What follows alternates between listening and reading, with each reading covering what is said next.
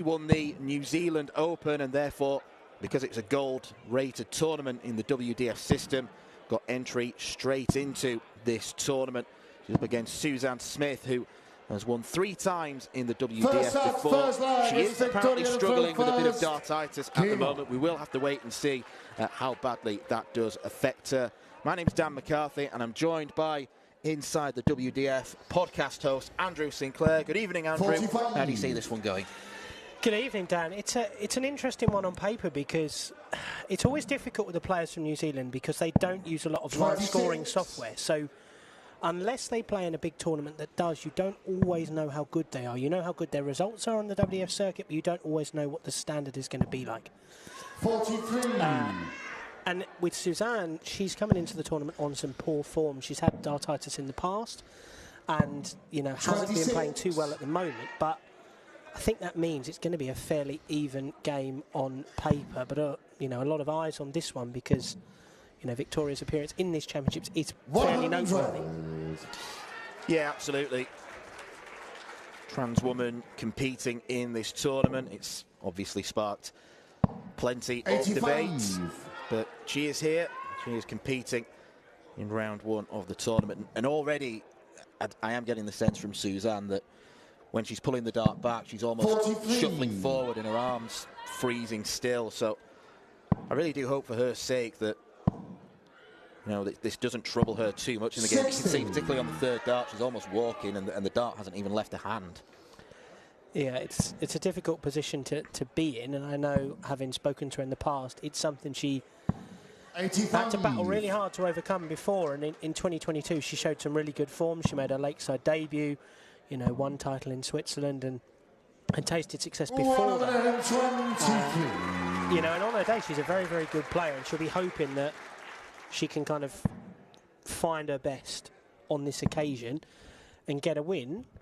And, you know, we spoke in previous games about, you know, the family affair of Aaron Turner, Laura Turner, Mike Gillett all being involved. Suzanne's partner, James Hurrell, is one of the favourites for the men's tournament. So, you know, she's got a vested interest here all week, you know, not just her game and her tournament hopes, but, you know, James has got a very good chance of lifting the big one this week. Victoria wants double 16. 29. First 2 attempts and a double missed. Just needs to try and set this up. 47. Victoria, you require 16. Doesn't take as much out of it as she would have liked. Right in the middle of the 8, like throwing a dart through a polo mint. No score. And bust the score. Suzanne, you require 108.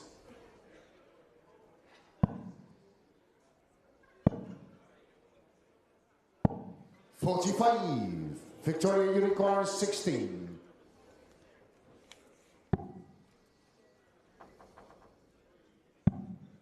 No score. Well, it's already 7 missed darts and a double for Victoria. Get the sense that there's some jitters in this early stage of the match.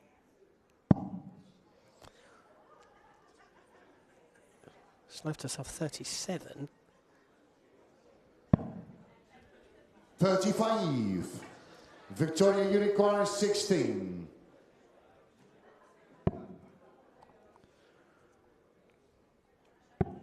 Yeah, that's game short of the first line. Victoria Monahan. 9th time of asking. Second line, Suzanne, the throw first. Game on. Yeah, there was a lot of nervousness for Victoria. You know, of course, you know, as you mentioned, she's the first transgender to play here at transgender player to play here at the Lakeside, playing a World Championships. Not the first transgender player to play on television. That honour went to Noah Lynn van Leuven at the PDC Women's World Match Play. But of course, Victoria booked her spot here, you know, some 16 months ago now by winning the New Zealand Open. But for Victoria, knowing her fairly well, this is a lifetime ambition to play on this Lakeside stage.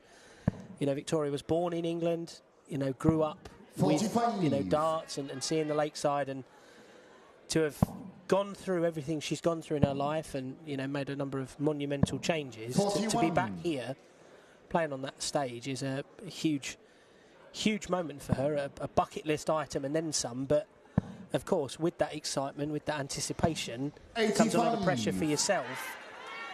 And you know, you go into that first leg and you think, you know, if she had lost that first leg, what's that going to do for the mindset for the rest of the game? But she's on the board now, although Suzanne Smith looks a lot more comfortable in this leg than she did in the opener. 28. Yeah, some of the scoring from Suzanne Smith has been okay so far.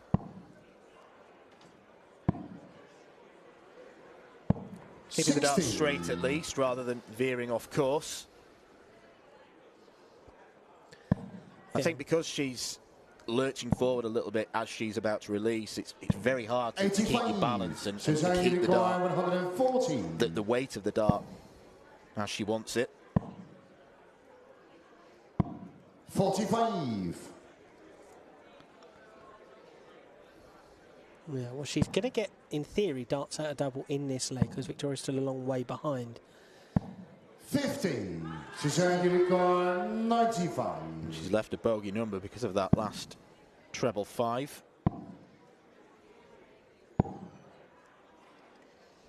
$63. Well, that'll do. It leaves double 16.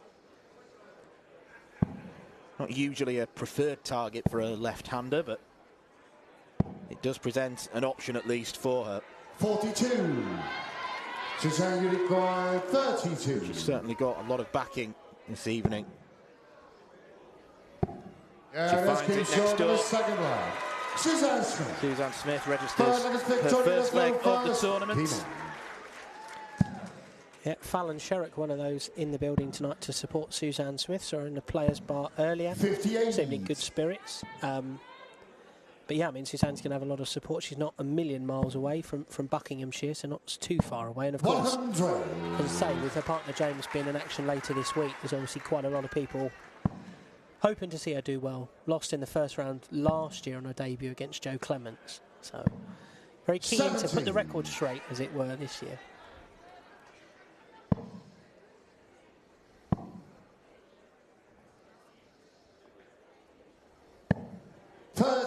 The player that Victoria beat in the final of that New Zealand Open is someone we are going to see over the coming days as a seeded player, Wendy Harper. It was a big scalp for her. 13. It's actually a very remarkable conclusion to that New Zealand Open final. It was a last leg decider, and Victoria 68. produced a maximum followed by a 110 out to win the last leg decider, win the title, and of course book a trip to the Lakeside. So, you know, as conclusions to matches go, 290 and 6 is pretty good going.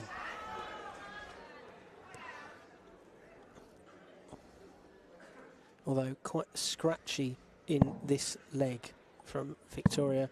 Suzanne got a chance to really put a marker down here. 100.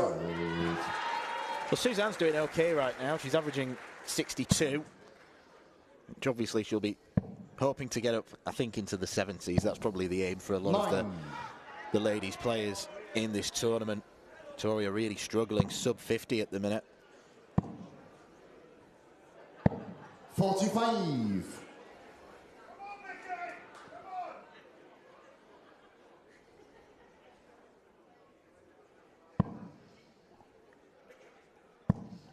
But talking of Victoria's story, there was 60. She wrote a comment piece in the Metro today about her kind of journey to being here and the obstacles she's had to overcome in terms of paperwork with the government and darting authorities in New Zealand. And one of the organisations there didn't have any rules on transgender players and opted to actually ban her rather than let her play. So she's had to go through a lot of paperwork to be here. But, you know, she is here now and is hoping that she can, you know, extend this championship run by, you know, taking a win tonight and 63. going on to the next round. But, you know, there's a long way to go in this one. And from the start we've seen from both ladies, it could be one that goes the full 3 sets. 66. Suzanne's got a chance now to break the throw.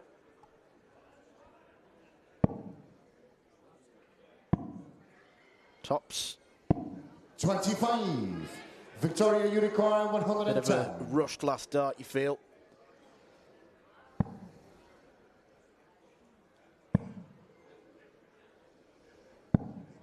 $27. Suzanne Unicorn 14.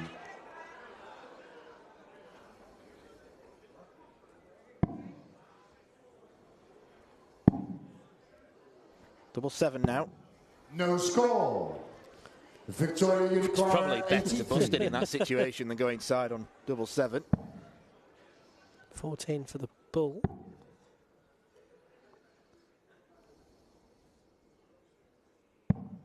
$43.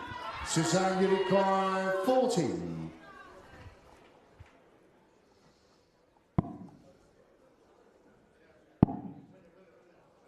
Chasing double 5. 30. Turns out people do miss double 5. 40.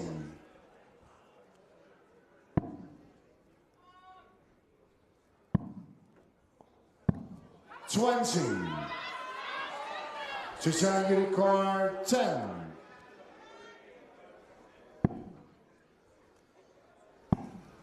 No score. Victoria Well, I think it's evident already 20. that this game is going to be very, very scrappy. And it's more of a case of who can just about hold the nerve. Victoria Monahan. That's what Victoria does there. Yeah, look of exasperation on Victoria's face there, as though to say, you know, 45. what is going on with my game. But it's actually one of 3 Kiwis in action this evening. Later on in the women's competition, the final tie of the women's first 55. round, young Nicole Regnaud, who made a real impression at the Australian Open last year, averaged in excess of 80 when she beat Lisa Ashton. She takes on Anna Forsmark 52. from Denmark. And then Brian Corbett, a late replacement into the tournament. Have to keep resisting the urge to call him Ronnie. He takes on Leonard Gates, a man many people are looking at as a contender here because of the exploits on the seniors circuit. Well, the exploits on the seniors circuit, the exploits with Modus, with that 9-darter he hit last week, North American Championship winner with the PDC. I think, without question, of the non-seeded players, he's easily the biggest threat to win the title. Still some people's favourites as Victoria 125. narrowly misses out on the first maximum of the game.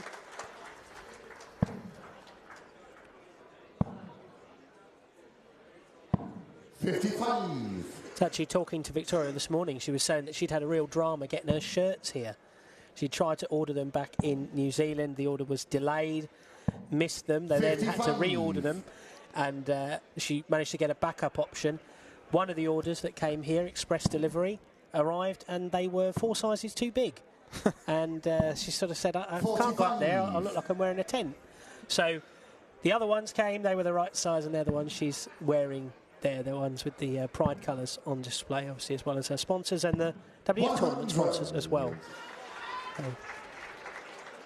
Yeah, shirt drama is not what you need. No. Just like poor Liam Mandel Lawrence earlier. Yeah, clearly his suitcase hasn't arrived. He wasn't playing with his own darts. He was playing with a very rudimentary blue polo shirt, which I'm assuming he'll have had to go out and buy at some point.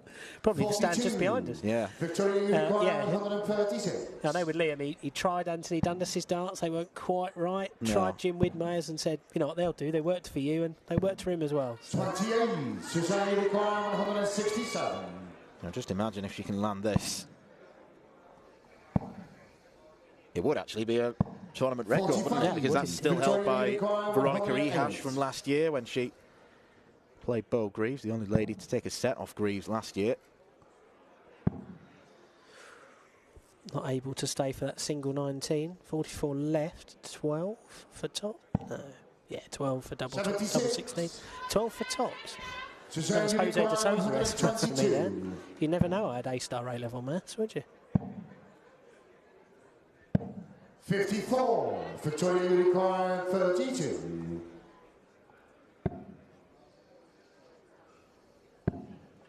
This for the first set. No score. Wide of the mark. Suzanne Unicorn 68.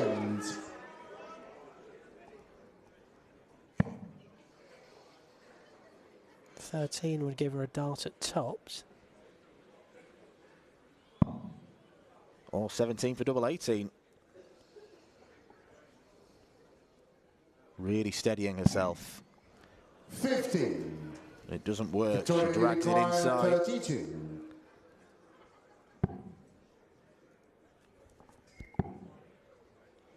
Double 4. 24. Suzanne doesn't find it. 18. It's only 2 from 19 on the doubles for Victoria. Suzanne takes a chance. Suzanne Smith. So we go to a decider in this first set. Fifth place, Victoria the field first. Game on. Yeah, the doubles have not been kind to either woman so far in this game, which does tend to make you think that we might be going 45. to all the way to a third set, as we have done a few times already today and yesterday. Only had one game that's gone every leg, and that was Victoria's compatriot Johnny Tarter when he potentially snatched a victory from Sean McDonald, that brilliant 101 finish in the last leg. Yeah, he hit some amazing shots at key times, Johnny Tarter. The 171 in the first set, the 177 in the penultimate leg, and then the 101 to win the match against McDonald, averaging about 8 points fewer. But, as Scott Mitchell made clear to me last night, they don't put averages on trophies. 41. No, Martin Adams also told me something once about averages, although that's probably not safe for me to repeat on air, so that'll be one I can tell you later on. But similar sentiment. 85.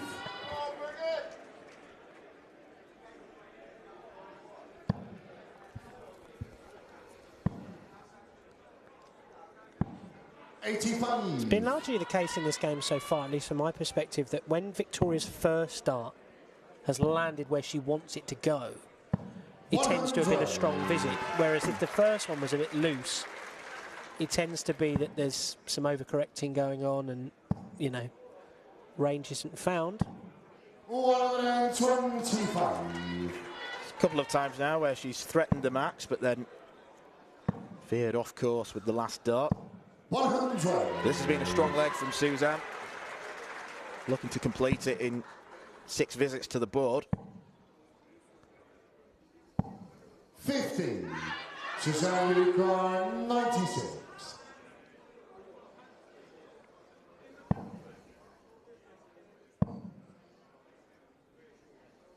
'16 had leave tops. 56. Victoria will require 142. This would be massive. It's not quite there. 2 of those would have given her a shot at tops. 74 left.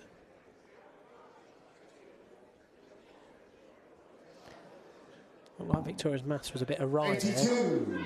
Suzanne will require 40. For a break and the set. Oh, she can't do it now. Revolted by that. 8. Victoria will require 16. I think the technical term is blowing a raspberry. Yeah. 20.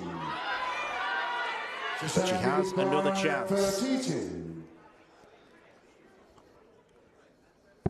And she finds it. First set goes to Suzanne Smith. Second set, first line. It's Suzanne the field first. Game on. So it is advantage to the English woman. 55.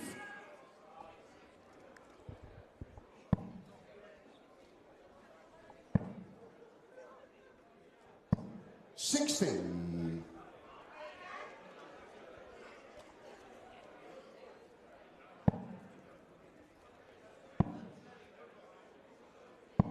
45.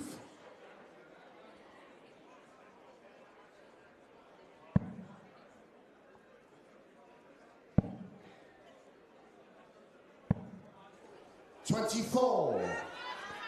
There's just so little consistency with Monahan's darts right now. She can throw 2 darts plumbing the treble, and then third one might come short. But then some of the scoring visits that are clearly aimed at treble 20, they're even drifting into the 18s and 12s on occasions. Yeah, and some of that probably, well, I would imagine a large part of that is nerves, the sense of occasion. Been building up to this for 16 months since she qualified, so there's a lot of time to think and You know, of course, 16. you know, Victoria, with the position that she is in, and, you know, her status and, you know, being the first transgender player to play 66. here, with that, there comes a lot of additional pressure and, you know, pressure from outside sources, social media and the rest of it. But, you know, I mentioned it earlier, that piece in the Metro today, that the headline 60. basically was, I'm not going to let, you know, transphobia stop me from, you know, living my dream. And I say fair play to her. Yeah, I think you've got to say that she's in a very unenviable position, because obviously this appearance is going to come with scrutiny, it's going to come with questions, it's going to come with some wondering whether she should be even here at all. But, you know, the rules say she can play, so that's how it is. Don't blame the player, blame the game. You know what Exactly. I mean? 14. Suzanne Unicorn, 113.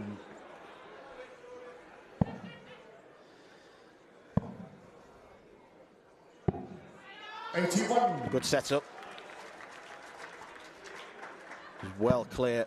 Victoria's only just about half the 501 after 18 darts. 100. He does get to a finish Suzanne now, Unicorn, but 32. Suzanne Smith has pinned this once already.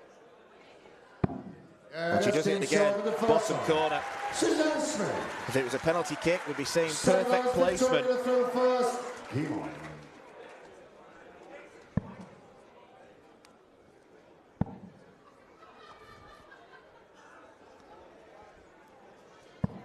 $125.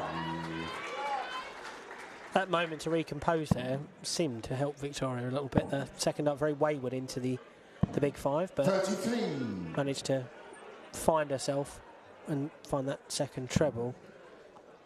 Really needs to get that break back, otherwise she's staring down the barrel of a 85. disappointing exit from the tournament from her perspective. Of course, the first win here for Suzanne, 30. which would, you know, given her recent form and you know, the struggles we've seen with her action, would undoubtedly give her confidence a massive boost. You know, proving that she can come up there and do it and play 100. closer to her best than perhaps she expected she might have done. Yeah, we talk about the poor form, but she still 60. has reached quarterfinals in tournaments lately. The Bruges Open, the Belfry Open, the Antwerp Open. So she is at least winning games in these 85. events. Yeah, she's a long way behind in this leg, but obviously is in a position of strength in this game. 60. And in actuality,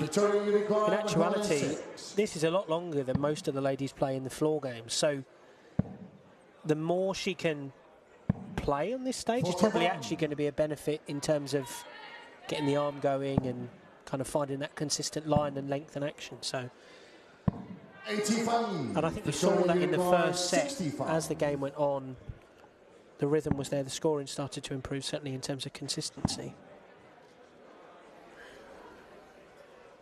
Does her best impression of Gerwyn Price there, dropping the dart. 30. And once again, doesn't keep the dart straight down the line. Lucky that Suzanne's had an off leg. Victoria Unicorn, 35. Double 16. That's more clinical. Yeah, that's most clinical she's been in the entire game. Keep on.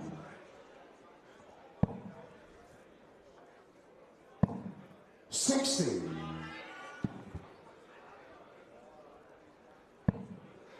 And it's that consistency of scoring and clinicality on the doubles that 26. she's going to have to find if she wants to overcome the deficit she currently finds herself in.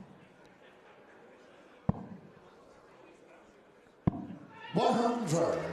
And when we spoke about this last night, when you know Lorraine Hyde came from behind to beat Laura Turner, it's only an incremental improvement that you need to start turning those legs where you just miss out to those that you just win. And 85. suddenly, in a set format, you're back on level terms or you're ahead. As we almost saw with Kim Mitchell this afternoon. Nearly won the game. The only time she would have been ahead would have been at the finishing line. 60. Yep. It's always about where you finish, not where you start.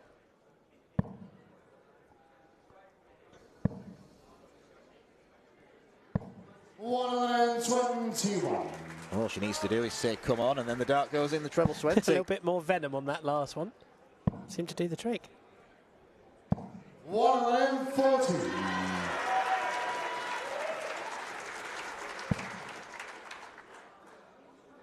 I think she can be really proud of her performance, Suzanne Smith, given the well-documented struggles with the action. I mean, still finding some big scores. I don't think the scoring phase of the game has been too bad. It's just the lack of darts that have hit the double. Yeah, it's been quite consistent, you know, 60s, 85s, tons, the odd 140 in there. 66. And generally, the grouping has been quite good. There's been a couple of loose ones, yes, but by and large, the grouping has been quite good. It's just that the setup shots and the finishes haven't always been top of the tree. 32. Victoria Unicorn 158.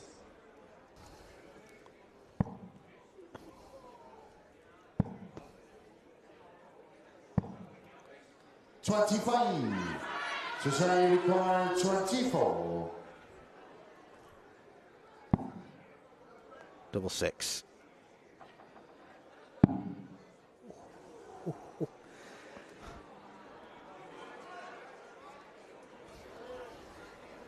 No darts player likes double 3. 18. Unless you're Richard Ashdown. Victoria Unicorn 133. Yeah, he's still got to throw up, hasn't he? No comment. 83. Suzanne Unicorn 6. Steady amount of pressure. I wonder if she'll look to try and split this. Yeah, no, she doesn't need to. Suzanne Smith. Suzanne Smith, a leg away from victory. She'll have to break the Victoria throw, but she is well in command. 60. Well, you can tell Victoria's not been happy with the performance because the eye rolling has been off the charts. 41. Yeah, the berating, the exasperation, yeah. Yeah, if we get a new stat in darts, expected eye rolls, I think Victoria would top that. 60. But at the same time, I think she will be able to look back on this game, however it ends, and know that 81. she's had chances in most legs. And, you know, a little bit more clinical on those doubles, a little bit more experience of stage games as she is now. I think, you know, she's not a million miles away, because when the darts have been close, and, you know, there have been some good scoring visits there, 52. and there was that 20 dart leg. So there's been some positive signs, and I think she'll be able to take comfort from those. But, you know, the proverbial fat lady hasn't sung yet. 85.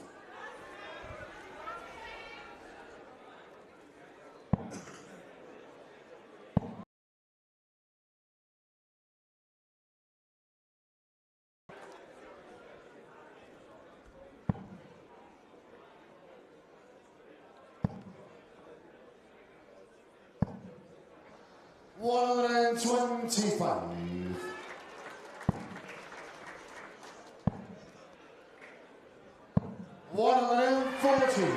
Right back in this now. Tori's going to have to go searching for the ball first.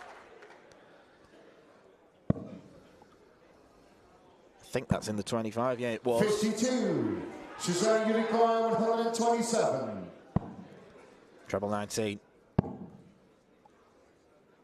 She'll go back up and try and leave tops. 47. Victoria Unicorn 18. It's 80 apiece. Has to be 25 and bull now, surely. And she's got the 25. She doesn't 39. Get the bull. Oh. Suzanne Unicorn 18.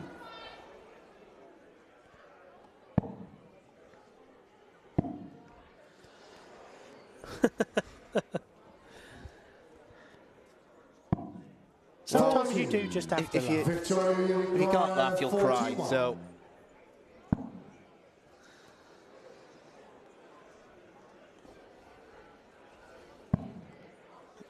Shot a double 2. 39. Suzanne, you require Unfortunately 40. made a mess of that, and that could be curtains for Victoria. A place in the second round. For a first Lakeside win. Double 15.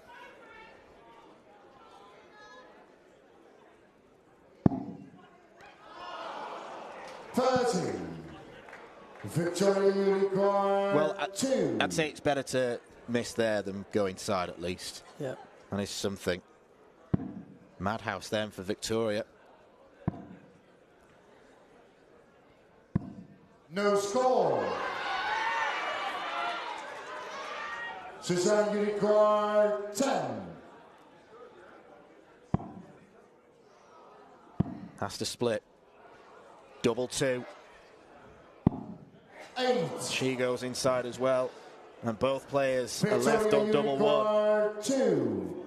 That's a clutch of match starts now for Suzanne. Yeah, that's been shown in the forward. She's been punished. Victoria Monahan. Now- Fifth line, Suzanne through first. And now we're where we were in the first set. 2-all.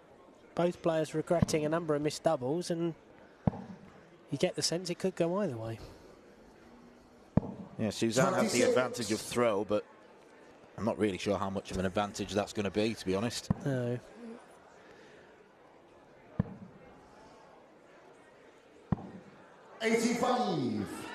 Third straight dart there from Monahan would have been a big help in this leg, but especially with Suzanne not having the strongest of starts. 45.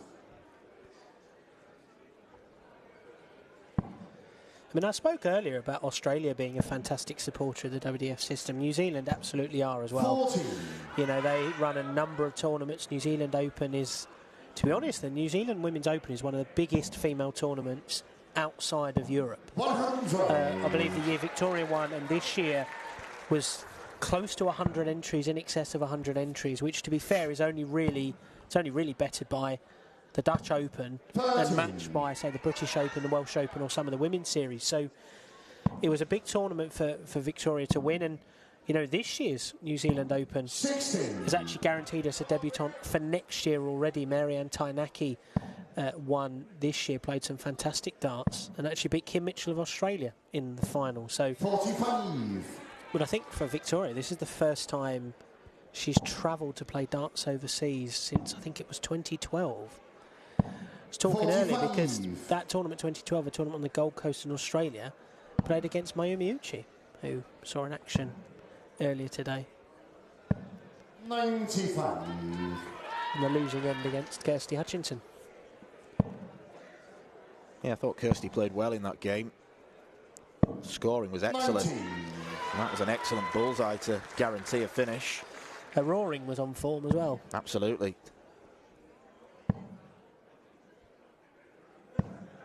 55. If only we had a Suzanne, you require decibelometer by the 135. stage.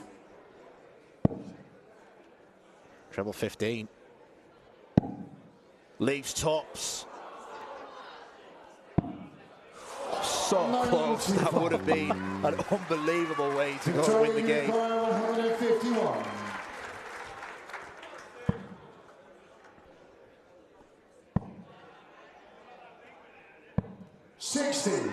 Suzanne, you require 40. One match dart has been and gone.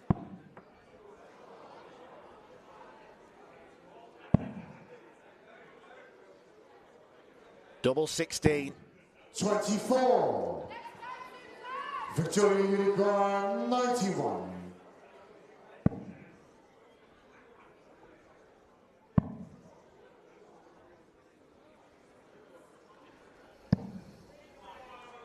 Six. Suzanne, you require 16. Also hope to come back, because that would be exiting the tournament with a bit of a whimper. Score of 6. But she isn't going to come back, because Suzanne Smith clearly vocalising her absolute delight in winning her first ever game on this Lakeside stage. It wasn't a pretty game by any stretch of the imagination, but there were some encouraging signs from Suzanne in terms of the scoring.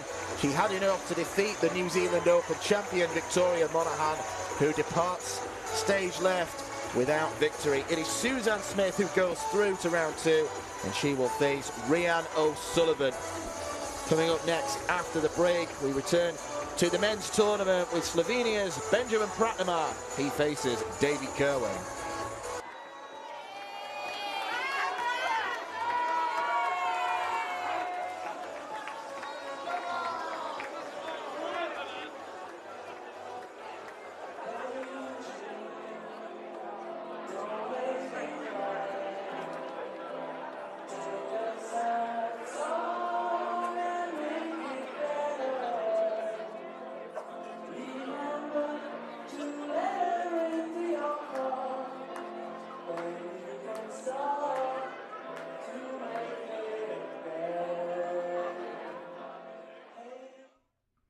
This program is brought to you by Benji Marine Engine Repair and Trading, specialized in Wärtsilä engines with a 24-hour-a-day, high-quality, worldwide service. And by Hemeco Storage Systems, your one-stop storage system solution with over 100 years of experience.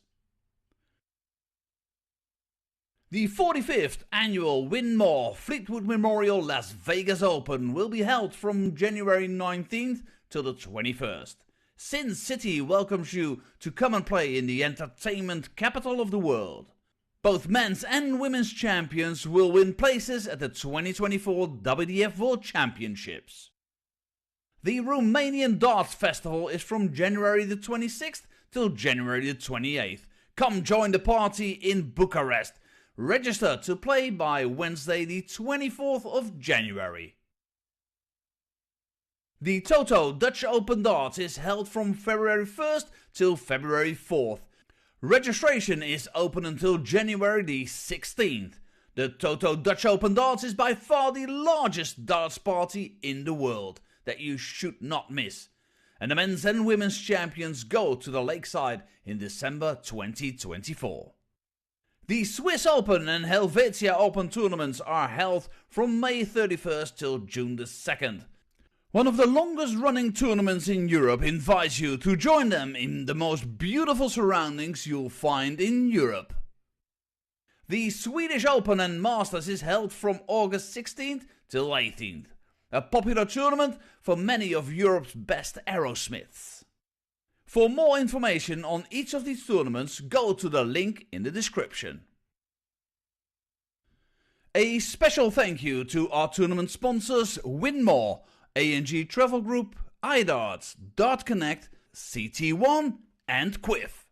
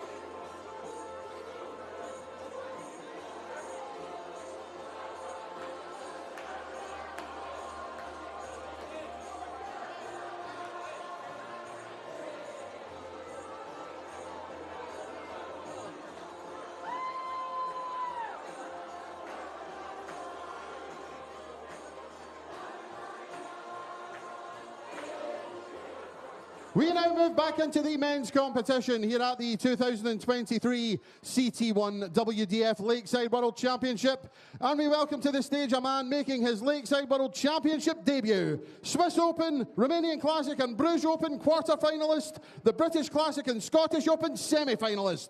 From Scotland, the Claymore, Davy Kerwin!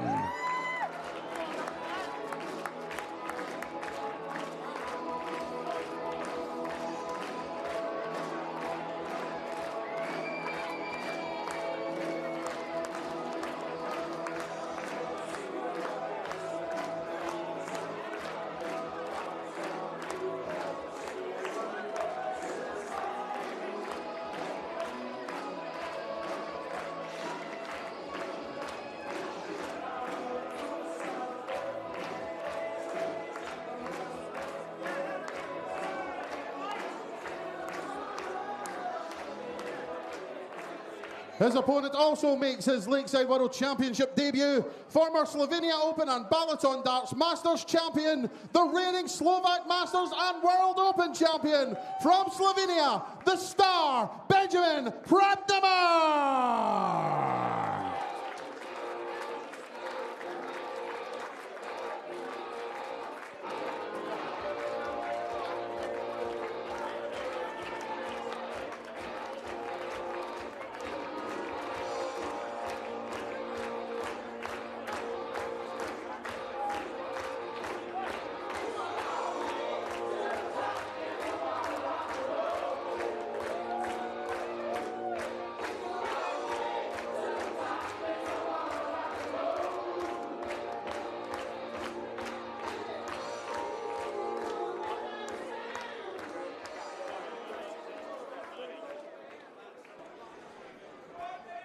We can tick off another nationality to enter the Lakeside fray.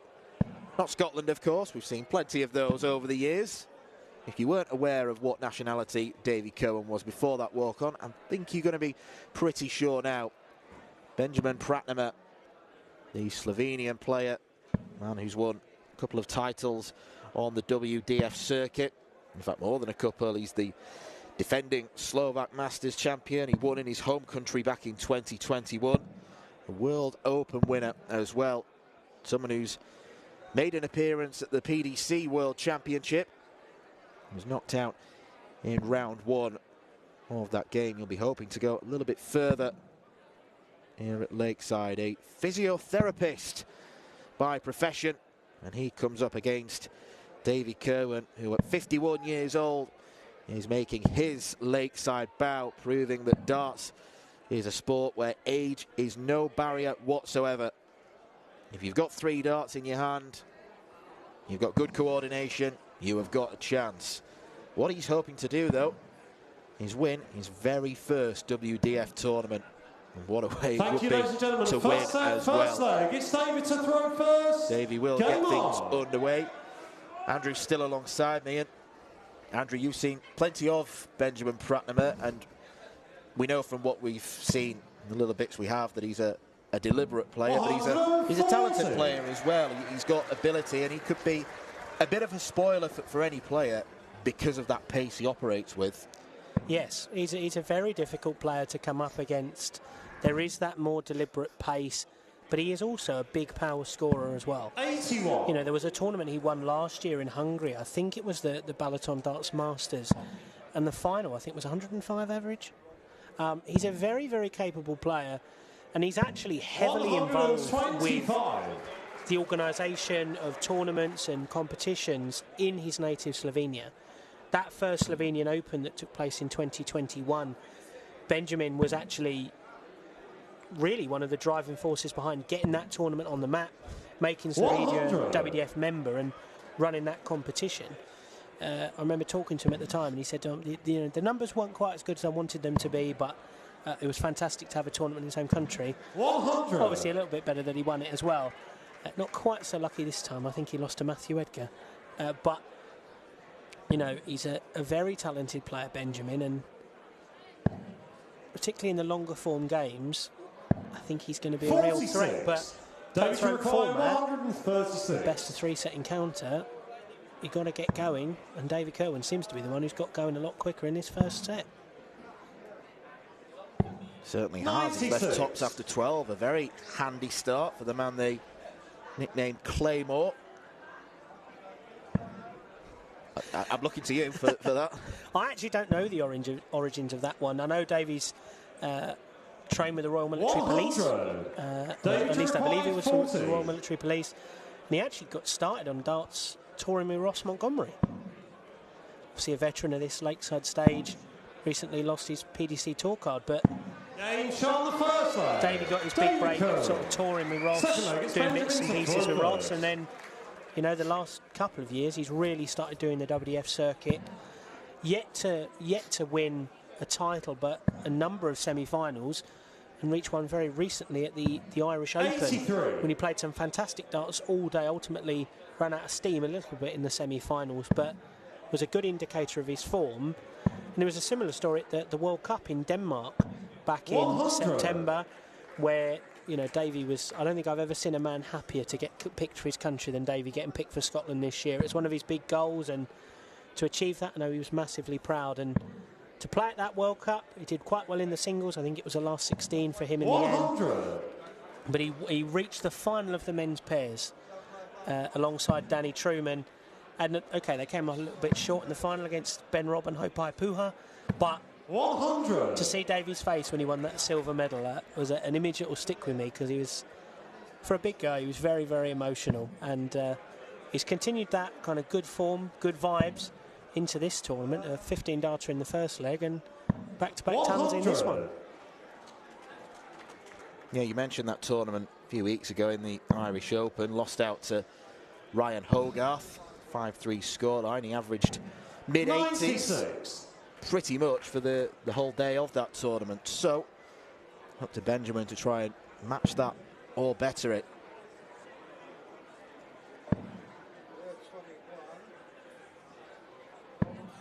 $94. But no, I mean, Davey's a very funny bloke if you get to talk to him, get to spend any time with him. He's a big Celtic fan. He'll be happy that they won earlier today. But yeah, and I mean, we had a chat at the World Cup, and he actually, you know, I said to him, what's the goal for you at Lakeside? Because I'd said that to a few different players, and, you know, for say Peter Machin, who's playing tomorrow, Peter said to me, you know what, I just want to win a game. I've never been there before. Win a game, and anything after that's a bonus. Davey said, I'm coming to win it. I'm coming to win the whole thing. And I was like, oh, OK, that's, you know, you're really confident. 145. 125. Just dips below. He'd have had every right to be if he'd taken that out. But he said, you know, I'm here to win it. It worked for Neil Duff last year. He told everyone before he came that he was going to win it, and he did. And Davey's confident it's going to work for him as well. But, you know, we're 1-1 in this first set now. 17 darts for the Slovenian there. Benjamin Prater. But yeah, I mean, Davey's a confident guy. He believes, you know, he knows that he deserves to be here, belongs on this stage, and he's a very, very capable player. Showed that on the tour, and he showed that in those appearances for Scotland this year, the British Internationals. I think he won both of his games, did all right at the Six Nations, and of course the World Cup games I've already mentioned as well. Yeah, I noticed the scoreboard has gone with the full formal name, David. I think he's a Davey, isn't he? He's very much a Davey, yes. And a good start from Davey. 140. Does not look overawed, which is always a very good sign when you are making your World Championship debut on one of the biggest stages there is in darts. I spoke to him in the practice room earlier, Dave, and I said, you know, how you feeling? Are you ready for this game tonight? And he went, well, practice is going well, but I've got to do it on the stage first. And so far, what he was doing on the practice board is what he's doing on the stage here. Some very impressive stuff from the Glaswegian so far today. Yeah, it's far easier said than done, but you've just got to try and bring that practice board game to the big stage, almost try and visualise it as a practice board. Don't look behind and see all the fans there and think, oh, I've got to do a bit more to impress them. Might start trying a little bit too hard. Yeah, there's a number of Scots in this year's tournament. We saw one of them in action yesterday. Sean McDonald coming up a little bit short, but of course Lorraine Hyde in the women's competition, but a number of Scottish players still to come. Mark Barilli, seeded player, and of course Gary Stone, who a lot of people are looking at as a good value contender for this year's tournament. I think rightfully so. Gary's a very big scorer, and when he's got his head in the game, he's a tough man to stop. But you know, as I said, Davey's backing himself to go all the way. Another treble 19 would have left double 18.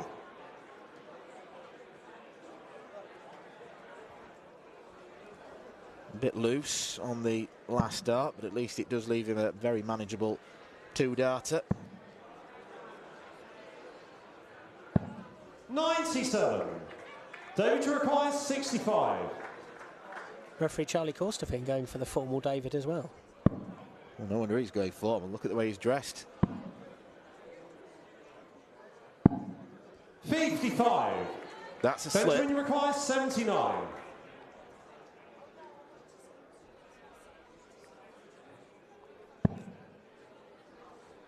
Double 11.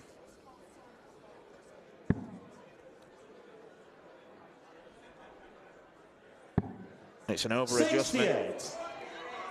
David required 10. Steely concentration on the face of David Cowan.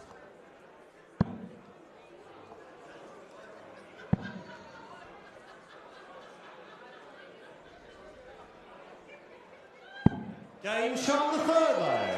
David Cowan.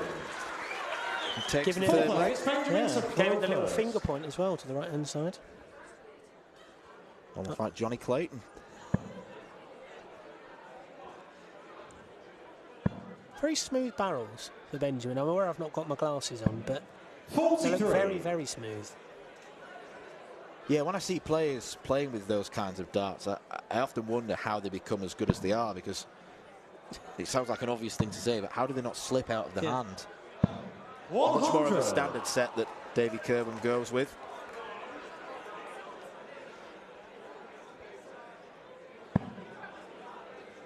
Yeah, he's one of a number of players with backing from L-Style in this tournament, David Kirwan.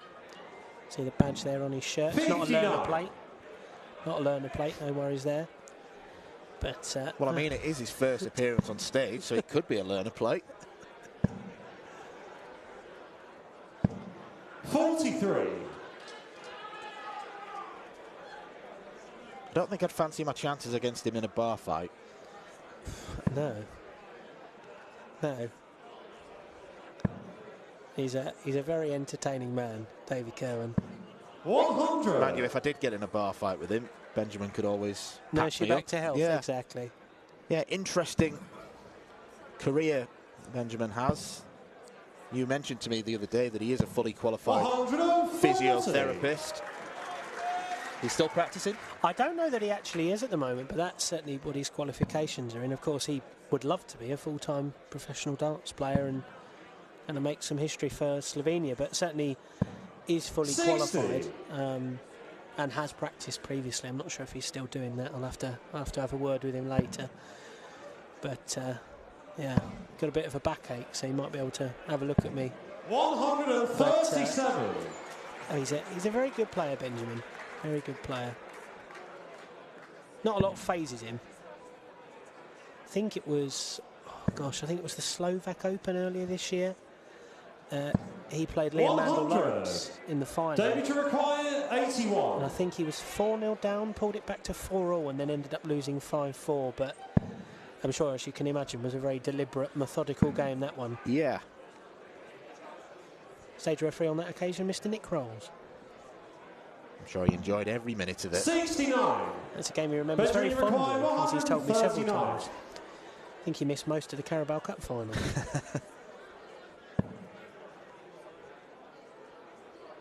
Well, Davey is going to come back to try and tidy up double six to win the first set. 59. Just a quick reminder, if you're tuning in for the first time, it is first to 2 sets and there are no breaks.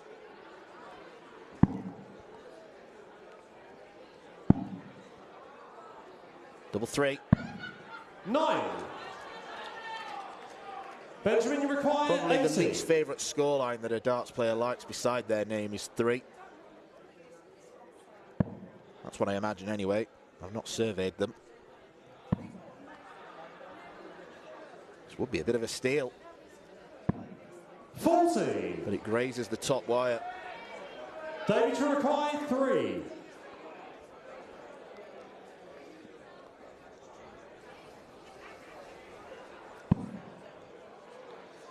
He's got the big one. Game shot the first set. David Cohen. First set goes the way of the Second Scotsman. set, first leg. It's Benjamin to throw first. Game on. Reward for the winner is tying against the 7th seed Chris Landman.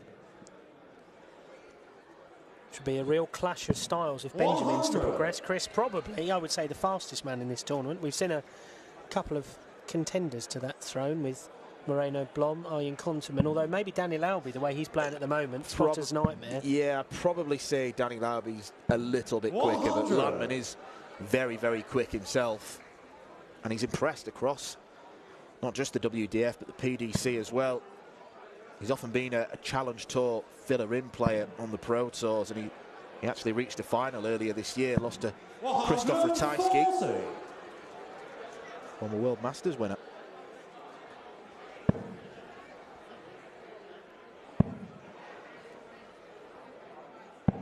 '93.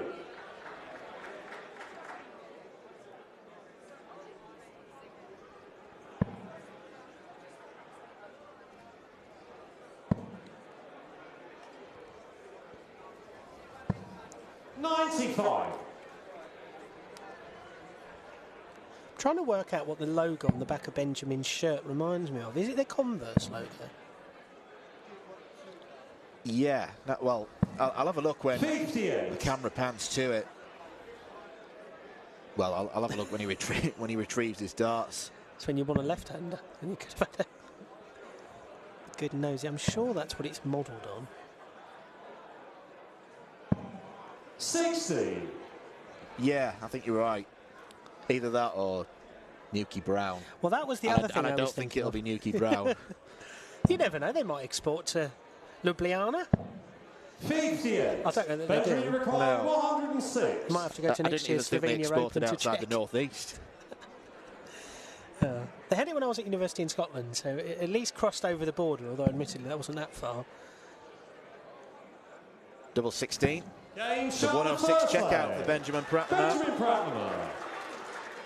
Second leg, it's David to throw first. And he Game is on. more clinical on the doubles as it stands. 2 from 5. Kerwin's already missed 11 100. darts at a double.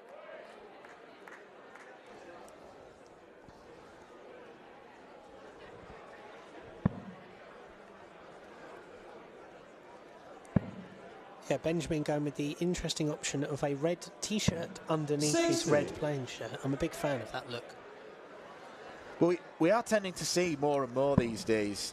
I know he's not doing it, but you see players wearing the undersleeve or the skin. I don't really know what the technical term for it is, but it's not just for extra warmth. Apparently, it keeps the muscles a little bit. I mean, you can tell I'm babbling on here. I've no idea what it does, but it is something muscular.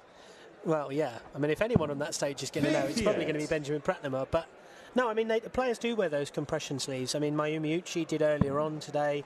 A lot of the Japanese players do, but Paula Murphy did yesterday in her game with Almudena Fajardo. 41. Actually, I was talking to Paula afterwards, and she was saying that part of it was to kind of keep her arms straight and rigid. And last time she was here, she'd sort of felt she'd overheated and kind of tactically got it all wrong. But this time it was cold. She thought, oh, I'll benefit. And it got to the final 83. set against Almudena, and she was like, I feel like I'm starting to sweat here. Maybe I'll take the sleeve off. And they went, no. It's working so far. I'll keep it on. And yeah, that booked her a spot in the second round. So yeah, I mean, darts as a sport is innovating all the time with technology. 92. And obviously you've seen, the slightly comical shoes that are, shaped for the hockey and whatever. Players are always looking for that extra 1%. And I think it's a a sign of how far the sport has come from its origins. Well, you look at coaching as well. I mean, 20 years ago, if you said to someone or gave the idea of coaching, you'd say, well, darts is just about picking them up, seeing how they feel and throwing them. But you've got these days the likes of Wayne Mardle, Glenn Durrant, who has been coaching Kirsty Hutchinson, Matthew Edgar, Paul Nicholson, all of them giving coaching a go. Exactly, and it's not just necessarily coaching on the dartboard. There's also a number of players work with sports psychologists, psychotherapists. So Neil Duff, who won here last year, he worked with a Northern Irish, I think he's a hypnotherapist or psychotherapist, Stephen McKibben, who actually worked with Scott Mitchell when he won the World Championship. You know, Stephen was the man who coached Scott Mitchell's throw and walk back from the oche routine. You know, Scott famously counting the number of steps to and from the oche every time. You know, that came from those sessions with Stephen after Scott had a number of first-round exits here. And Neil, before last year's tournament, worked with Stephen on kind of self-belief, self-confidence, manifesting your destiny, and that's what Neil did last year. You know, it comes full circle to what I was saying about Mr. Kerwin before. Neil said it last year, kind of dream, conceive, believe, achieve. It worked for Neil, and, you know, of course all players do that, but, I mean, last year Neil, anyone who spoke to him told them, I'm winning that title. Benjamin Prater wants double 16, just like Neil Duff wanted the title. No score. He's not going to get it. 3 missed darts apiece in this leg. After a very quick start, beginning to get scrappy. Double 2. Game shot the second leg. Finally gets it. Third leg, it's Benjamin to throw first. Game on. Just cranking the pressure up on Benjamin Prater.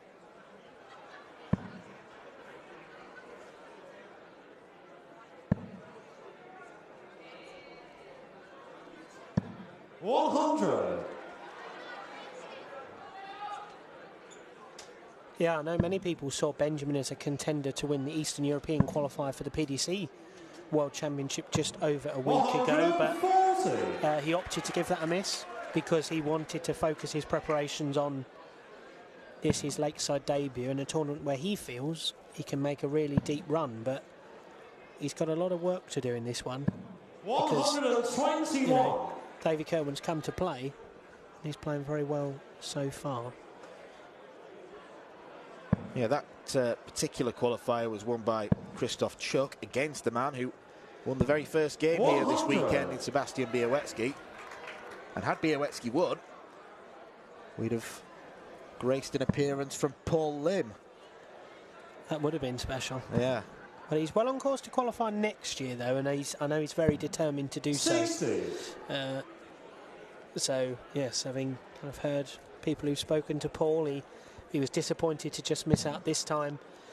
He actually went to the Malaysian Open at the start of October in the hopes of picking up the ranking points he needed, and unfortunately came a little bit unstuck in both of those tournaments. 36. Early exits, didn't get the points he needed, but he's in a strong position for 2024, and yeah, what a moment it'd be to see him back on that Lakeside stage all those years after that magical 9-darter. 40. Yeah, I mentioned Davy's age as we welcomed him onto the stage, 51, but Paul Lim, in his 70s now, isn't he, I believe? But if he's not, he's close. It's close. I think he was 67 when he played in his last PDC World Championship, so it's probably not a million mark, maybe 69. I don't think he's actually hit the big 7-0 yet. Yeah, he turned 70 in January, so he's not far off. Yeah, so becoming amazing coming record. up 71. Coming up 71 if he got the opportunity to play here on the Lakeside stage here in Frimley Green next year. Well, this would be something special as well if David could. No. Yeah, it would have been the biggest checkout of the tournament so far. Still belongs to Rhys Colley, though. It was a match-winning shot he got against David Prins. Treble 19 would leave the ball.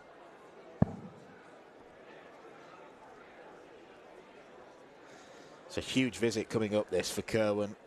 Could be a break of throw, and then 58. he could run away with this last leg, 70. take the match, and advance into round 2. Let's not get ahead of ourselves. Still got to do the business, but he's given himself a great chance. Pushes the wire with that first one, so he'll go for double 4. 66. Benjamin requires 68.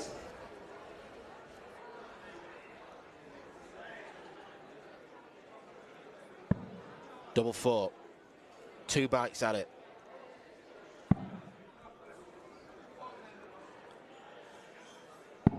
Needed both, but he uses it second time. Full play, it's David to throw first. Game on. Yeah, Benjamin's partner, I spotted her in the practice room earlier. She had a rather fetching jester's hat in the Slovenian colours. And I felt the overwhelming urge 60. to ask her to borrow it. But unfortunately, my Slovenian doesn't quite pass muster. So I sort of gave her a smile and a wave. And went to get me dinner instead. Maybe later, who knows. 59. But I mentioned to you yesterday, you know, some of the answers in the programme. Players were quite amusing. Dieter Hedman, her favourite Lakeside player is anyone she can beat. David Kerwin, I asked him a question to that effect. Maybe a little bit of a niche reference to some. I said, Davey, if someone could play you in a film of your life, who would you want it to be? And he said, well, because there's a passing resemblance between the two of us, he said the Scottish comedian Ford Kiernan, who star of Scottish comedy Still Game. There is more than a passing resemblance, and I have to admit, Davy's Ford Kiernan impression had me in stitches at the World Cup in Denmark. So 96. And I have to admit that reference has gone sailing above my head. Yeah. Well, that'd be a bit of bedtime research for you. Potentially ahead of Davy's next game in the tournament. 100.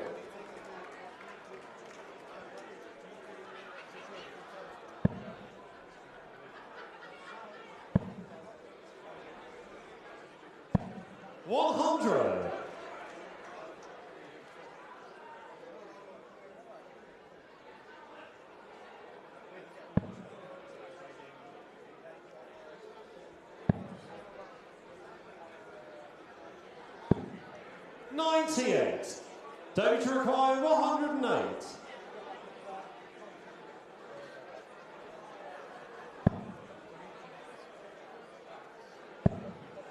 Double 16. Game It's parity shot, in this fourth leg, in this set. Fifth leg, it's Benjamin to And now it is ultimate pressure on Benjamin Pratnama.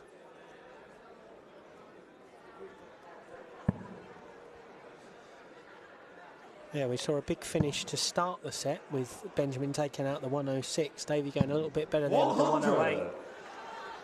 He's playing some good darts, and that big finger point came out again after that leg. I wonder what we'll be seeing potentially if this one goes in the Claymore's favour as well. 100.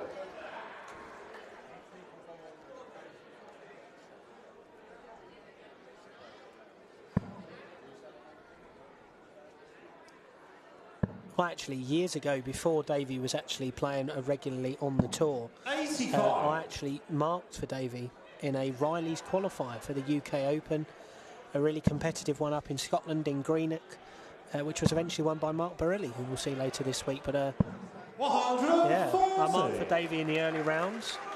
On that day, he was sporting a very fetching prostate cancer UK shirt with Kerwin on the back.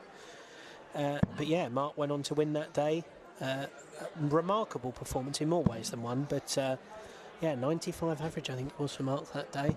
Where did Davey finish? I think it was quarterfinals, the last 16 that day, but I mean, as a player, he's come on massively since then. He was actually a late starter in darts. It all started when he started his police training up in Scotland. So it wasn't he didn't play as, I thought he played a little bit as a boy, but, properly, it was when he started that training, and it was sort of what can you do in your downtime? Well, as a dartboard, you get practice in, and he realised he was quite good, and then kind of went through that pathway of playing pubs, playing local leagues, and as I say, he then started doing a few bits and pieces with Ross Montgomery. So it's really been a late blooming for him, and now he's had a magical year, 58. making his Scotland debut, winning a World Cup medal in the pairs, and now playing here at the Lakeside, and potentially been 103 points away from spotting the second round. That is unless Benjamin Prater could take out 117, but he's not going 81. to. So, for a dream debut on the Lakeside stage, Davy Kerwin, 103 points away from a battle with Chris Landman. That's the difficult part done. Double 16.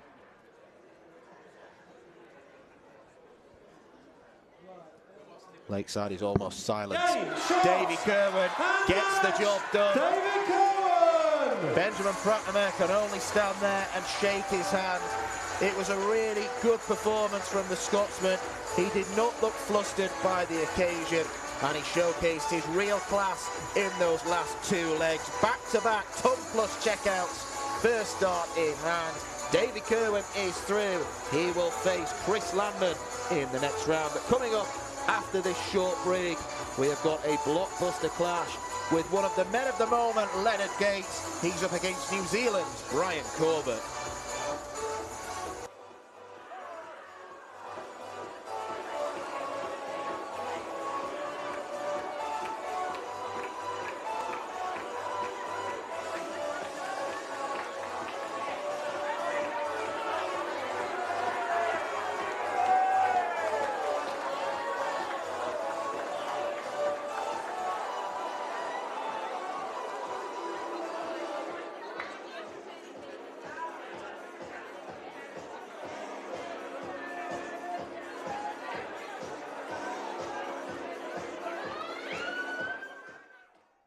This program is brought to you by Benji Marine Engine Repair and Trading, specialized in Wärtsilä engines with a 24-hour-a-day, high-quality, worldwide service.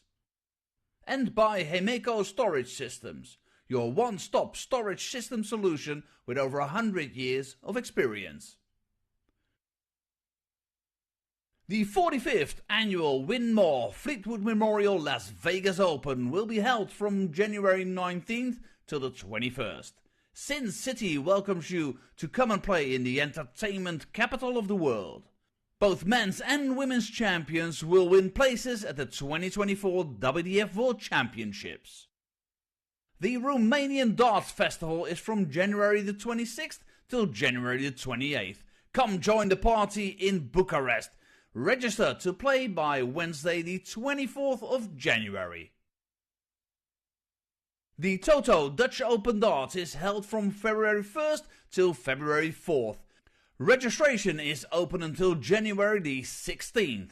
The Toto Dutch Open Darts is by far the largest darts party in the world that you should not miss. And the men's and women's champions go to the Lakeside in December 2024.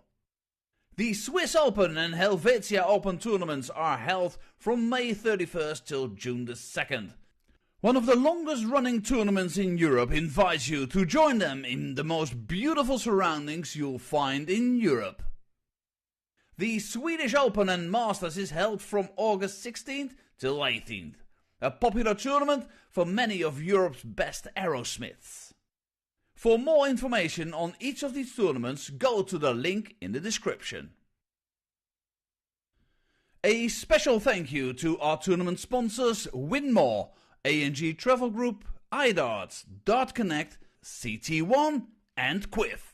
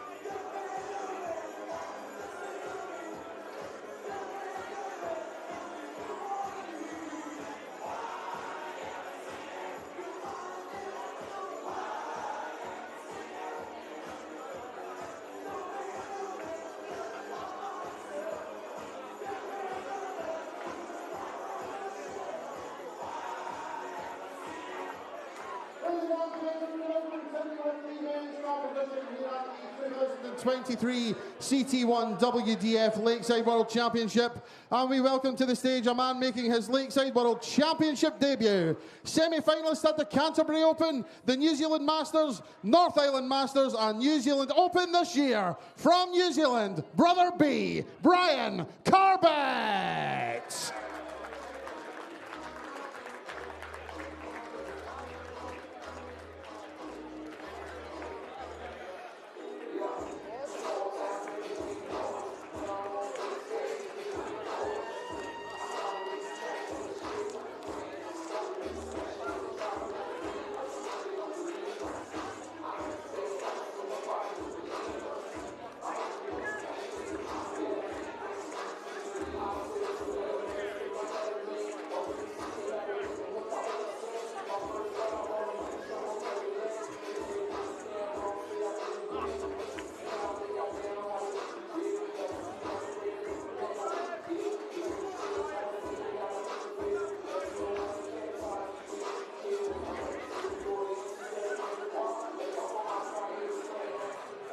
His opponent is the reigning World Seniors Masters, World Seniors Match Play and World Seniors Champion of Champions from the United States of America, Soldier Leonard Gates.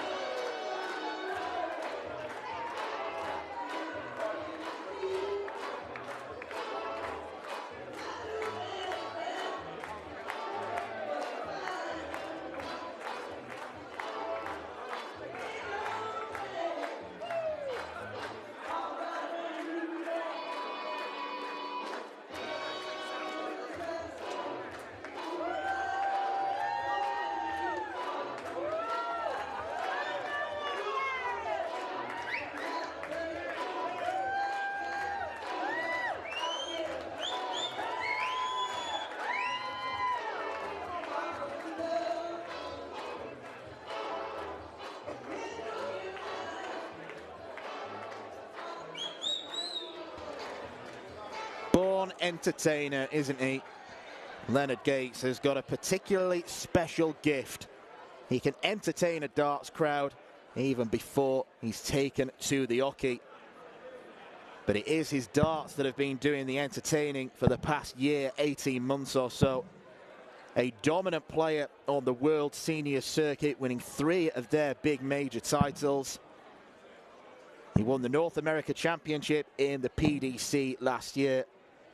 He has won countless titles in the WDF on the North America circuit, including very recently as well in October, winner of the fantastically named Hedgehog Hellraiser Trophy against Eric Gregory. Leonard Gates is going to take a lot of the attention, but it takes 2 for a tungsten tussle, and Brian Corbett of New Zealand is looking to cause the upset of the tournament so far. Another player who was a late replacement due to other players pulling out. He reached a few semi-finals down under in the past. First leg, it's Leonard to but throw this first. would be Game on. a massive turn-up for the Bucks if he was able to win against a man who hit a 9-dart leg recently as last week in the Modus Super Series against Martin Thomas. He got to Saturday's finals night when he was beaten in the last leg decider by Chaz Barstow. The second time that's happened to him in that particular tournament. 60. And even though he's starting in the first round, he's not a seeded player. 140. He is, according to quite a lot of onlookers, the favourite for this tournament. He and Andy Bartons could face each other in the final, and they're probably the two that have been spoken about the most. 100. If Leonard Gates turns up and plays something close to his A game, no disrespect is intended to Brian, but this should be over pretty quickly. He had averages north of 110 when he played in Modus last week, so 100. it's not as if he has to look back too far for a really good performance.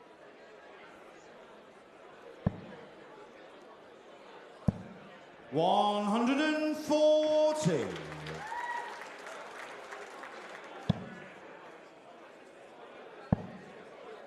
Highest average of the tournament so far was recorded by Leonard, you require Jarno 62. Bottenberg this afternoon. 91.7. I think Leonard might be looking to trouble that. He's got 44 left. Now this is where he can let himself down with the counting, with the mathematical errors. But there's no error there. The first leg, Leonard Gates. 15 darter to start things. Second leg is Brian to throw first. Game on. I'm sure when Brian Corbett looked at the draw, he'll have done a big cartoonish gulp. 121.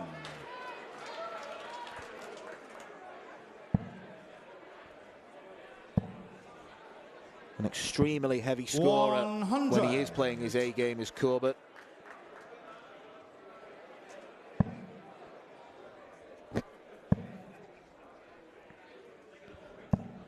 $41. I mentioned the Hedgehog Hellraiser title that Leonard Gates has won. Just a couple more to take you through. The Which City Open, the Choo Choo Classic, 59. the Metroplex Open, the Shoot for the Moon. If you want a funky name tournament, just hop across the pond to the United States. 99.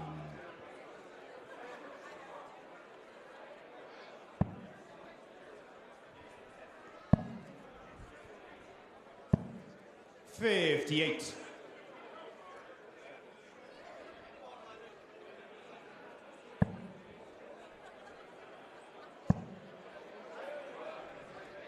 $180. Well, it is Brian that finds the game's first maximum. And I do not want to be accused of doing him disservice, but 140. he's never Brian, reached you a final require 60. in the WDF. Perennial semi-finalist. But he's looking to get back on level terms. And that's a 15 darter of his own. Leg, Brian Corbett. Third leg, it's Leonard to throw first. Game on.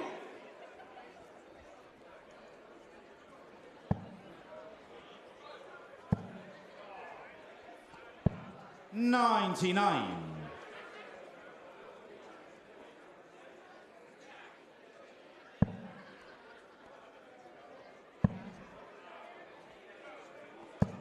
$100.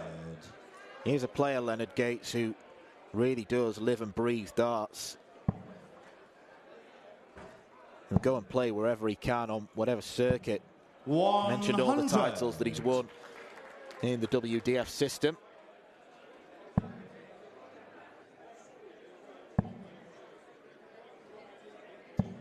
$100. 22 in total. Those three big seniors titles where he's had the likes of Phil Taylor and Robert Thornton in the field. 174. Fantastic 174 from Leonard.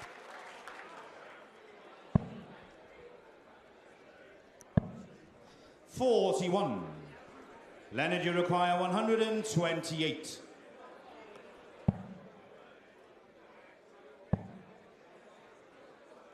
Leonard Gates is the type of player who will go for the bullseye whenever he's presented with the chance.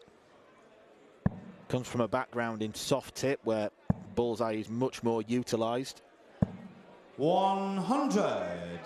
Leonard, you require 30.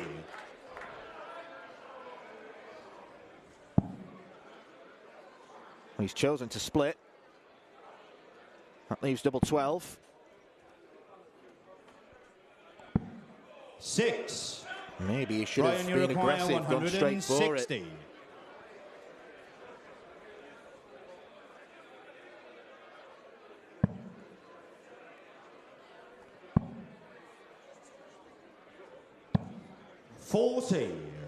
Only takes a nibble out of the 160. 24. Gates with another chance. Third leg. And this time he doesn't pass it up. Fourth leg, it's Brian to throw first. Game on.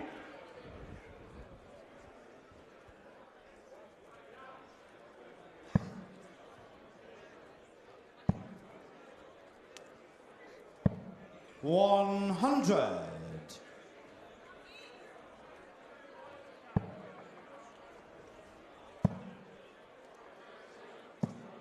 $123. Pretty unwanted deflection.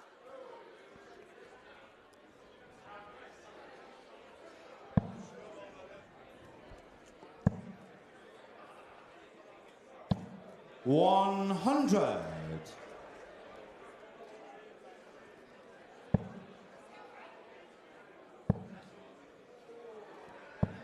$100.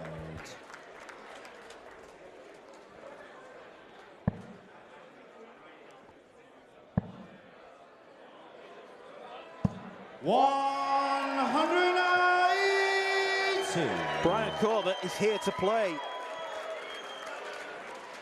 He is not here to be the proverbial lamb to the slaughter. 60.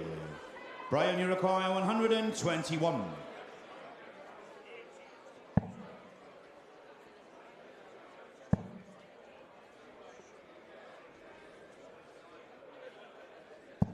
$85. Nicely tidied up.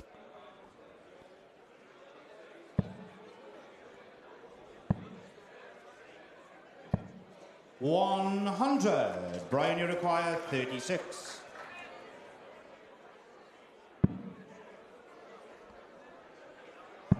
Game shot and a fourth leg.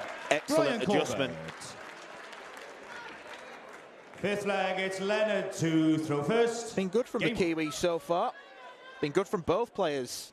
Mid-90s averages. 100. I suppose in Brian's mind, obviously I don't want to read his mind and predict what he's thinking, but 23. he'll have known that raising his game was a must if he's to match Leonard Gates. It seems he's up for the challenge. But 140. Leonard still has that presence. He has that aura of a man who knows how to win.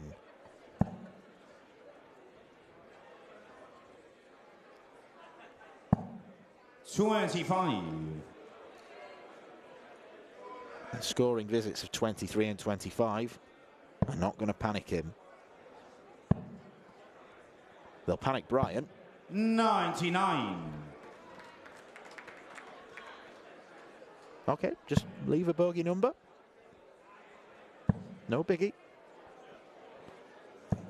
100.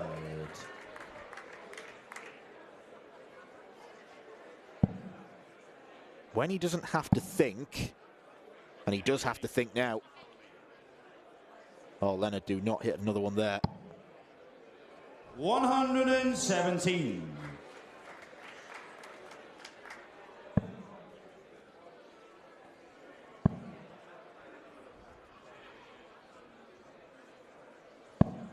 $96. When he can just go up, Leonard, you require and throw 45. darts at big trebles without having to think about setup shots. He is a dangerous talent. 29. When the numbers come into the equation, that's where he can falter. That's where he's constantly glancing over to the scoreboard, looking to be reassured. 140. Leonard, you require 16.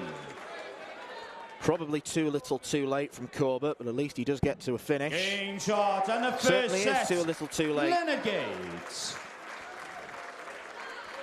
Leonard Gates wins Second the first set. First leg, it's Brian to throw first. Game on.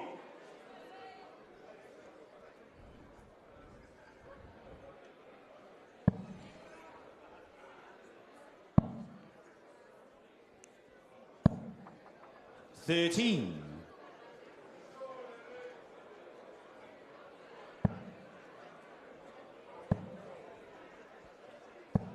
60. Leonard doesn't really jump all over the visit of 13.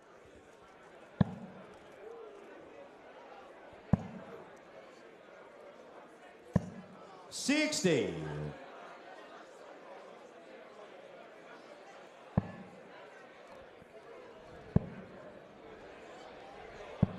57.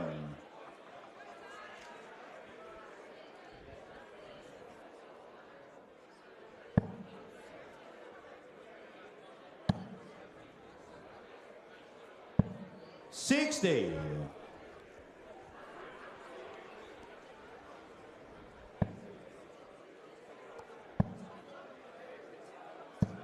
140. Leonard still awaiting his first max.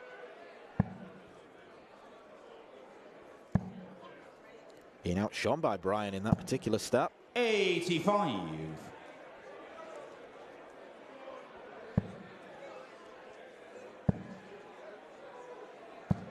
100.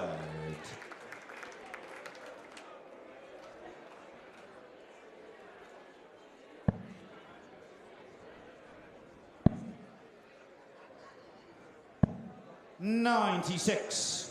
Leonard, you require 144.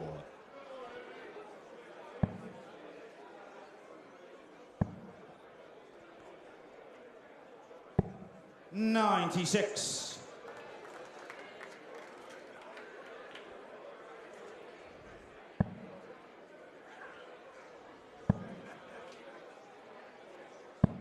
99.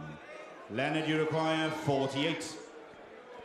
Does alternate between 16s and tops. And this time he chose tops. 28. Brian, you require Comes up 88. dry.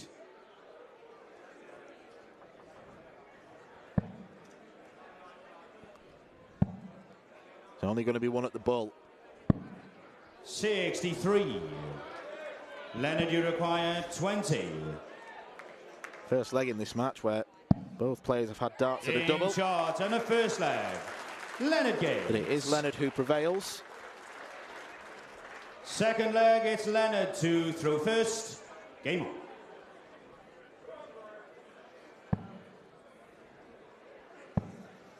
Been in the UK for some weeks now.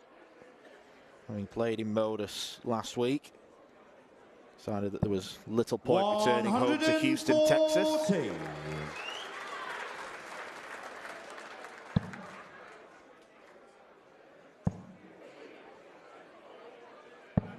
60.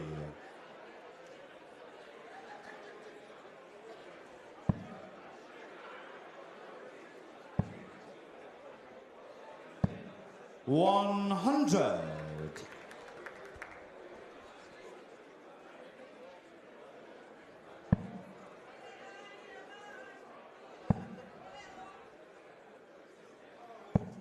41.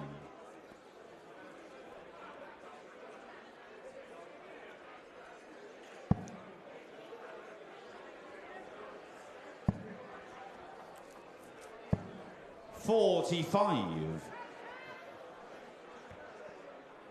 There's no question that Brian's gone off the boil after what was a promising first set.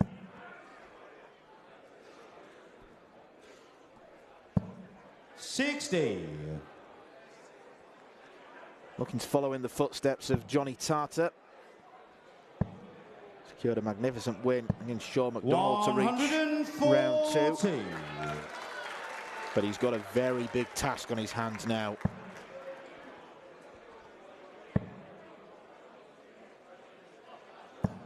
$140. Leonard, you require 76.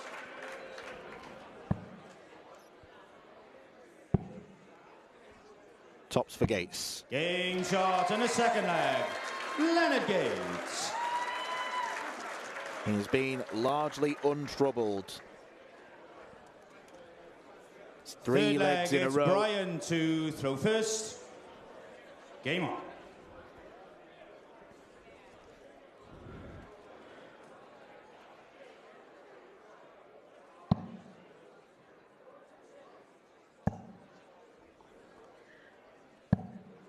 83.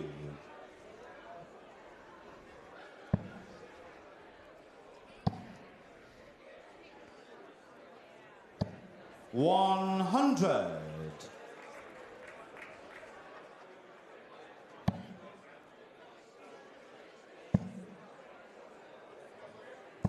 $180. Well, chipping away on the old maximums. That's 3 now.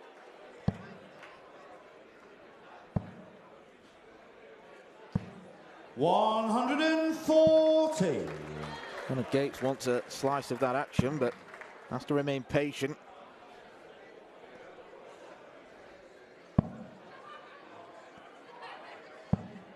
$78.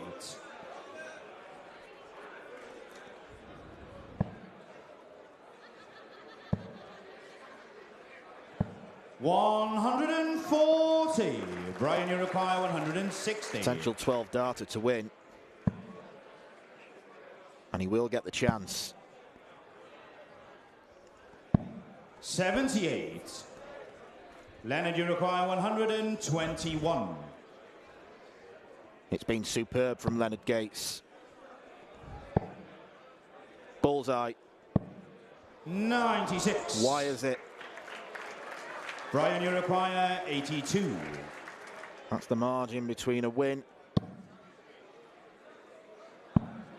and not winning. 62. This could be the last darts that Brian Corbett throws.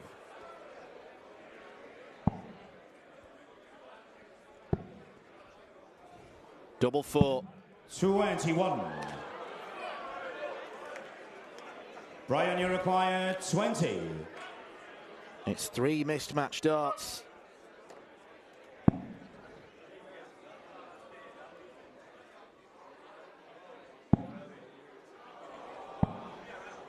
What's that code, right?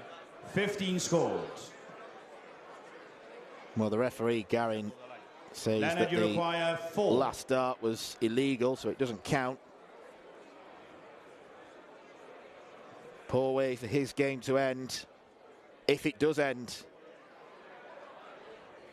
The weight goes on, Leonard drops the dart.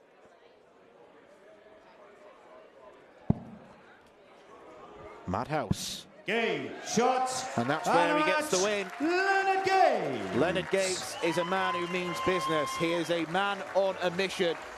He is a winning machine. And he is looking to add the Lakeside WDF World Championship to his roll of honour. Brian Corbett came and impressed in patches, particularly with the heavy scoring, but ultimately Gates was far too strong. He will be a hugely tough task for John Scott in round 2. Leonard Gates has beaten Brian Corbett in straight sets, a 2-0 victory.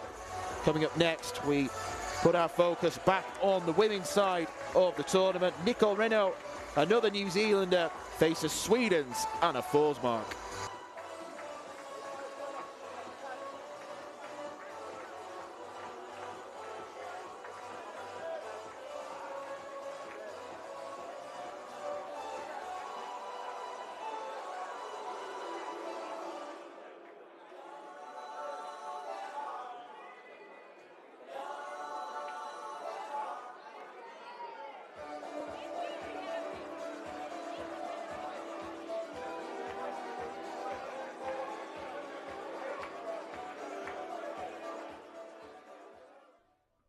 This program is brought to you by Benji Marine Engine Repair and Trading, specialized in Wärtsilä engines with a 24-hour-a-day, high-quality, worldwide service.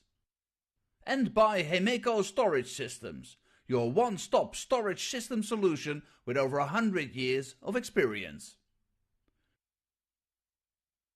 The 45th annual Win More Fleetwood Memorial Las Vegas Open will be held from January 19th till the 21st. Sin City welcomes you to come and play in the entertainment capital of the world.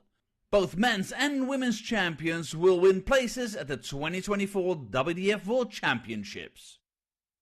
The Romanian Darts Festival is from January the 26th till January the 28th. Come join the party in Bucharest. Register to play by Wednesday the 24th of January. The Toto Dutch Open Darts is held from February 1st till February 4th. Registration is open until January the 16th. The Toto Dutch Open Darts is by far the largest darts party in the world that you should not miss. And the men's and women's champions go to the Lakeside in December 2024. The Swiss Open and Helvetia Open tournaments are held from May 31st till June the 2nd. One of the longest running tournaments in Europe invites you to join them in the most beautiful surroundings you'll find in Europe. The Swedish Open and Masters is held from August 16th till 18th. A popular tournament for many of Europe's best aerosmiths. For more information on each of these tournaments, go to the link in the description. A special thank you to our tournament sponsors Winmore, A&G Travel Group, iDarts, Dart Connect, CT1 and Quiff.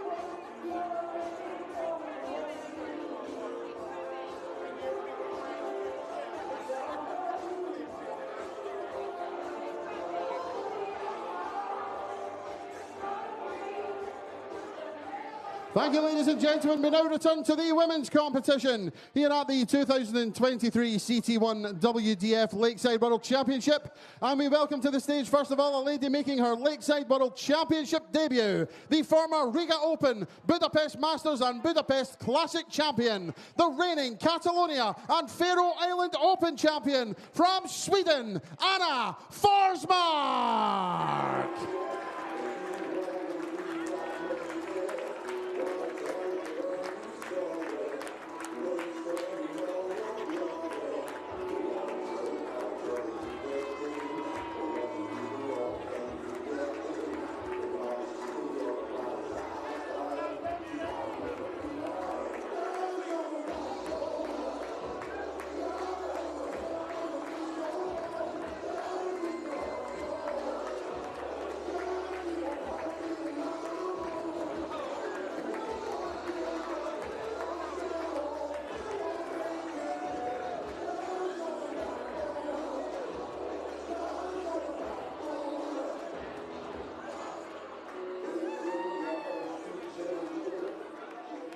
Her opponent also makes her Lakeside World Championship debut, the former New Zealand Masters champion, reigning Alink Memorial, Auckland Open and John Wilkie Memorial champion from New Zealand, Renegade Nicole Regnaud.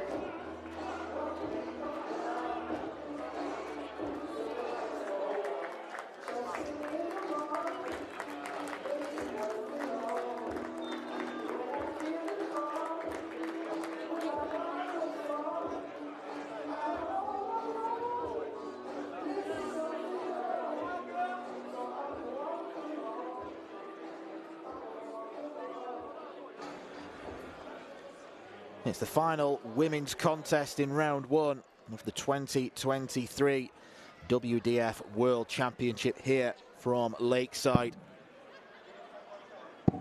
And it's a match between the very youthful 24-year-old Nicole Regnaud and Anna Forsmark, who's a lot more experienced at 50 years old. But there are parallels that can be drawn between both players. Both of them have won 10 titles. And particularly in Regnaud's case, it's a very impressive haul considering she's been playing darts for a relatively short period of time. First title success came back in 2021 and she's gone on from strength to strength. She was a beaten finalist in her last match, losing to Wendy Harper, who we are going to see this week. But she's been used to winning games, played in the WDF World Cup and unfortunately came across Bo Greaves in pretty excellent form. She averaged a ton in a 4-0 win. Anna Forsmark has had lots of success in Scandinavia. Another woman who came a cropper against Bo Greaves in the World Cup. But game on. She's a winner of the Catalonia Open in 2023. And this is for the right to play Eileen de Graaf, the second seed in round two of the competition.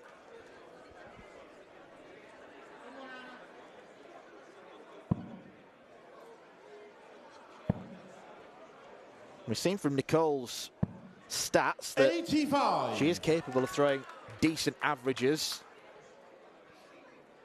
She can get herself in the 70s. 23.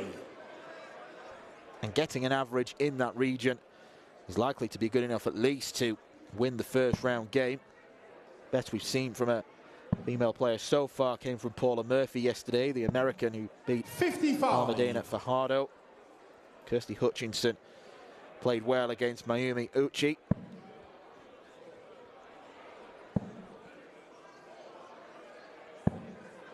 $59.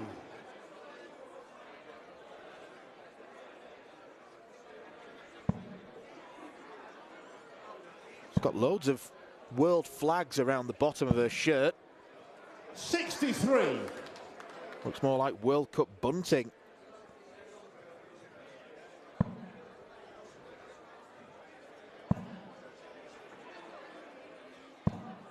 $60.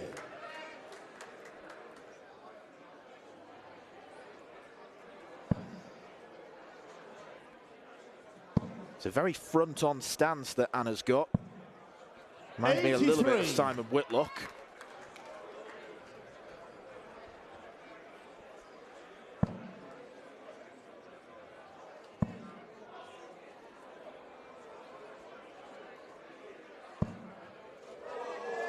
$135. Not far off the game's first maximum.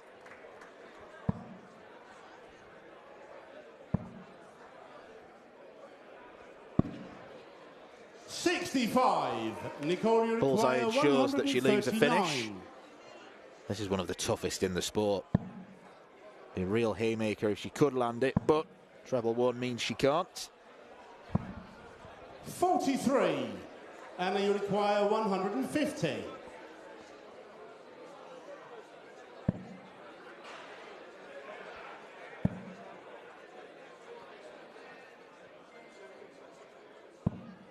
$60. Nicole, you require 96.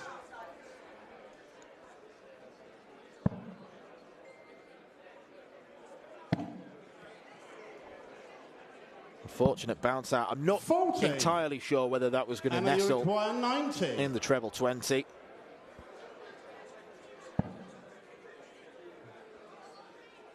Treble 15. She's made a bit of a hash of this. 24. Nicole, you require 56.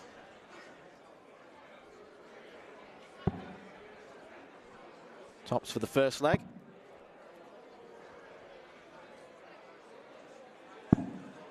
46. Double 10 proves elusive. And you require 66.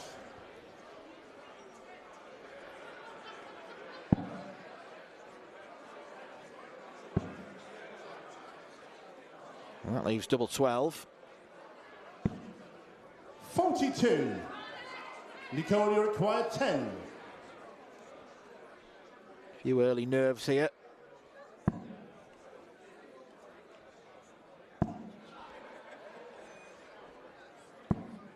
No score. None of those darts particularly 24. close to the target.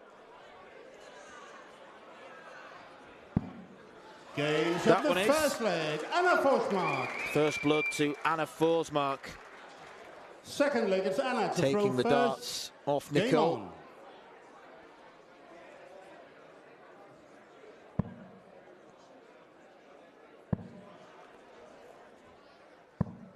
$100. Been playing darts quite a while now as Anna. Her first success on the WDF came in the 2011 Finnish Open, but most of her title haul has been in the last 2 years.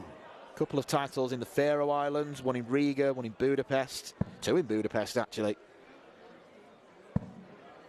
Clearly found something in the past couple of years 100. that she was missing before.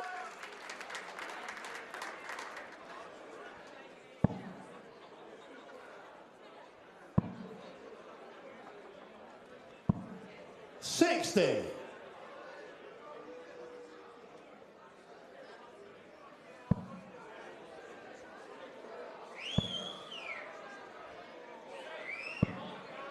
$81.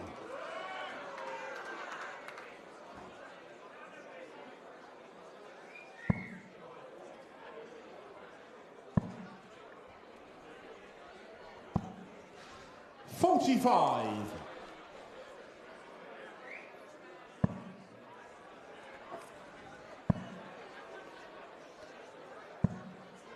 $100. Very good leg this from Anna.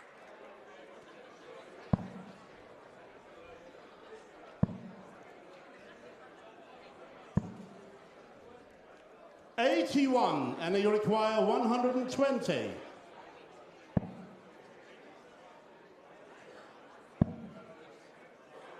Back up for treble 20 would leave double 18. And 84. exactly what she does. Picks it off very well.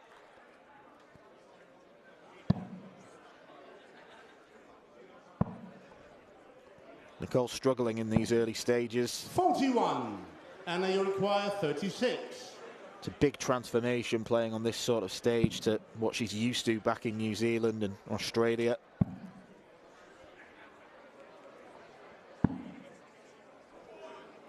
$18.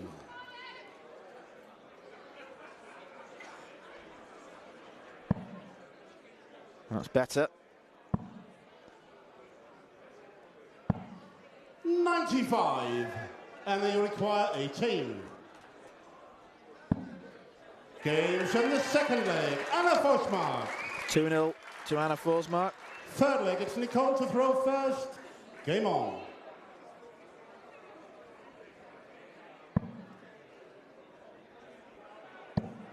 She's a current Sweden international as well. 41. And I think that's probably what her very continental shirt represents. All the nations that competed 100 in the World Cup or European Cup.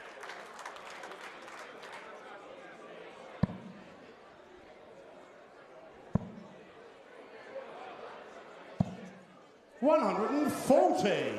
Much better from Nicole.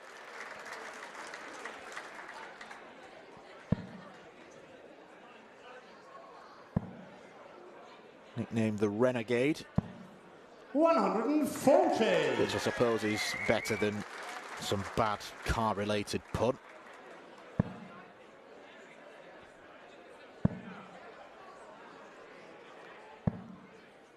$81.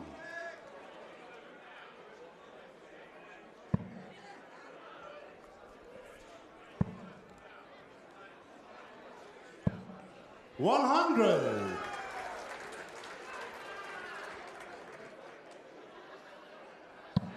Averaging 76 is on it. And the stats I've got in front of me 161. Doesn't necessarily record all her averages, but her average of all the games on this database suggests she's around about a 62 player. 26. Well outperforming himself. 140. As I say that, she lands 26.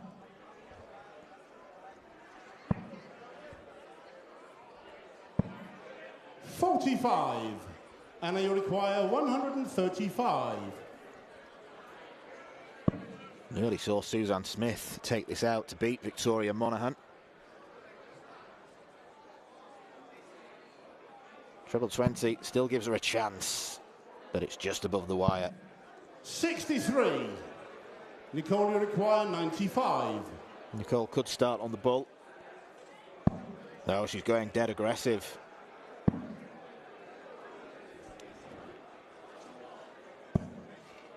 $76. It looked like it took and a big ricochet off the first start.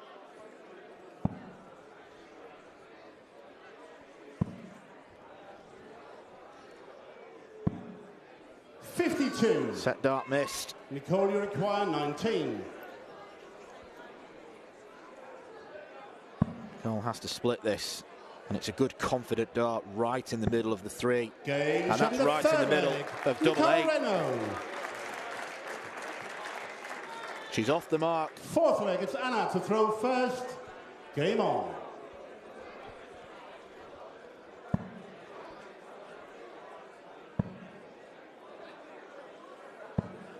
$100.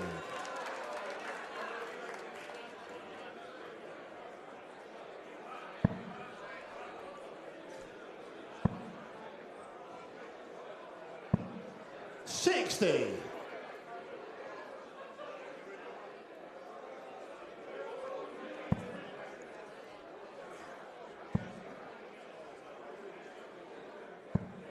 $100.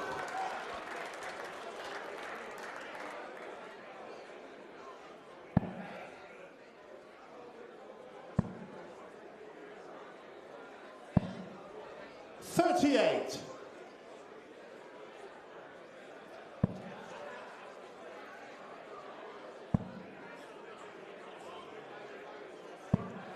$62.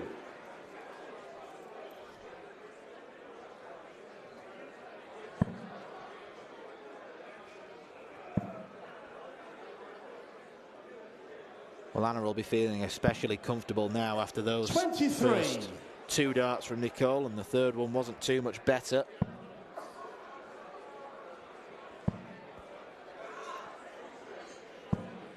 $100.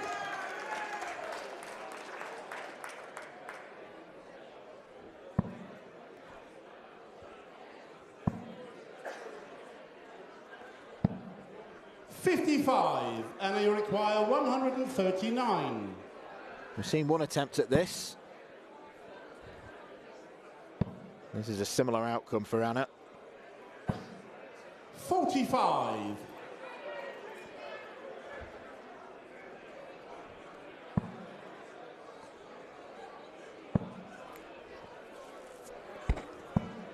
$100, and you require 94. Treble 18.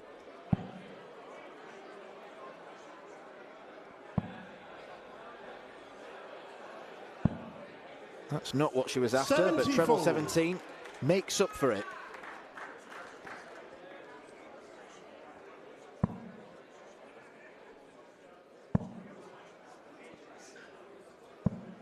$100, and you require 20.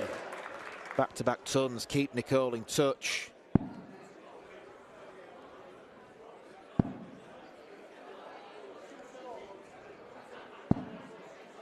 No score. And Nicole, keep you Anna require under pressure. 125. And she's felt that pressure.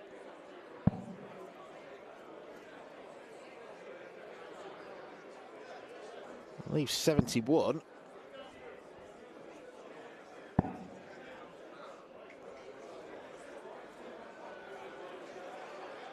$113, and you require 20. I think all our minds went blank then.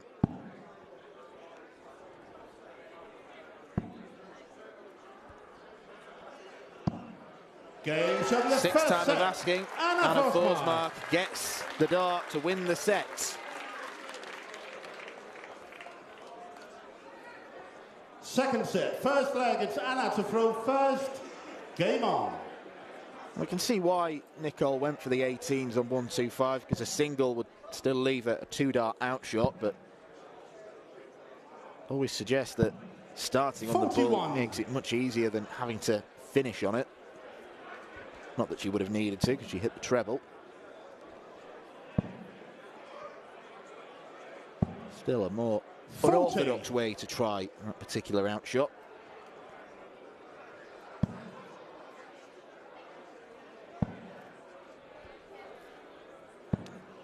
$95.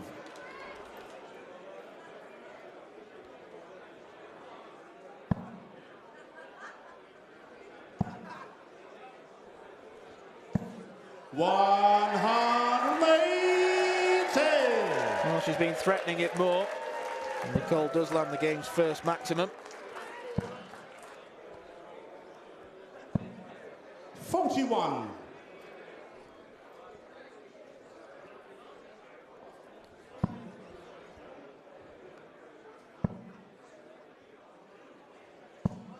$100.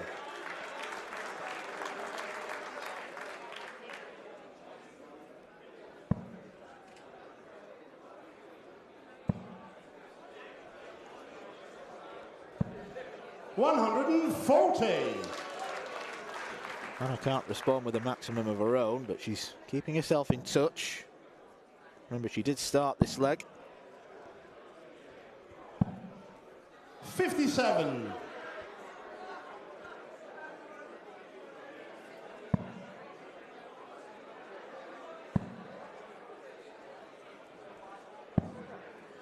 $28. Nicole, you require 124. That's not particularly helpful. Treble 18 would have left the bullseye. Not wanting 52. To take any chances. And you require 156. Because Anna's capable.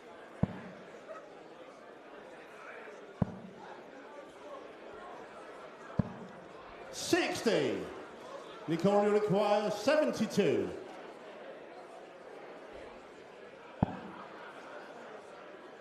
Has to be 13 and Bull, surely. Bullseye is pinpoint. the first leg, Regnaud. Only needs one chance, and she Second takes leg, it. it's Regnaud to throw first. Game on. And I think Bullseye checkouts in particular can lift the confidence so much. 60.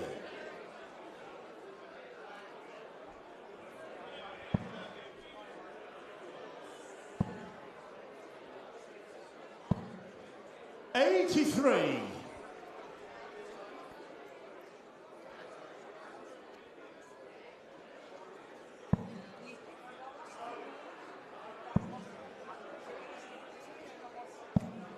60.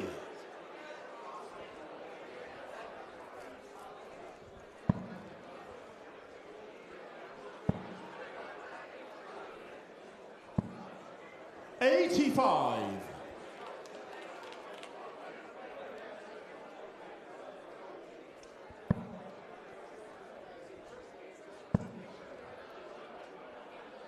'Winner of this completes the lineup for round 2 of the 45. Women's World Championship.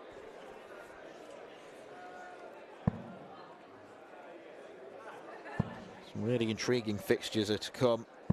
Bo Greaves against 60. Lorraine Hyde is obviously going to be the headline maker, but I like the look of Lorraine Winstanley, Veronica Rehash. Lisa Ashton, see how she responds after her surgery. 180. Maximums in back-to-back legs for Nicole.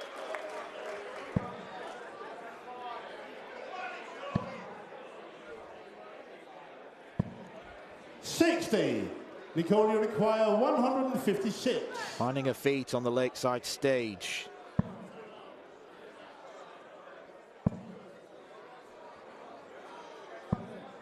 $60.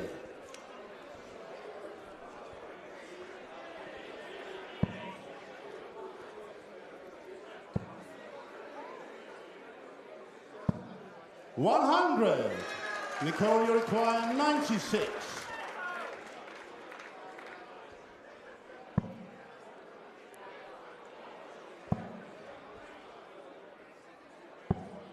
$56. Anna, you require 113.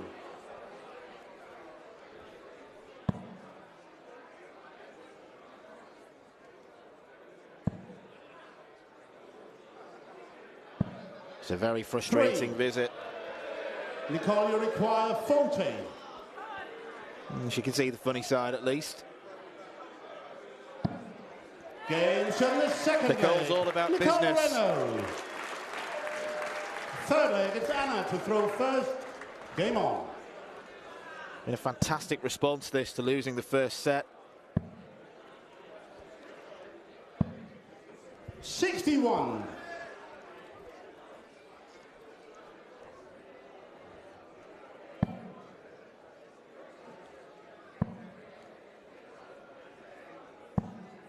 $85.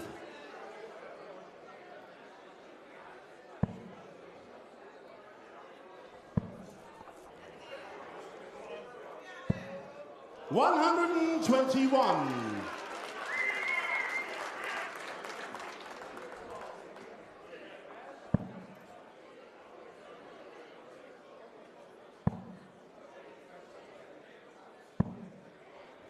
$41.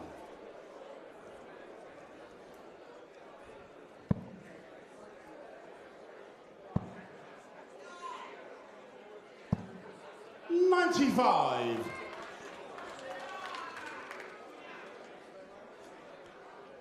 Wouldn't wish to call which way this game's going. 59. Both players have near identical averages.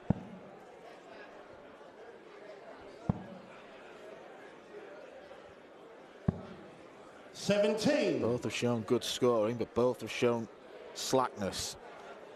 A little bit like that from Anna.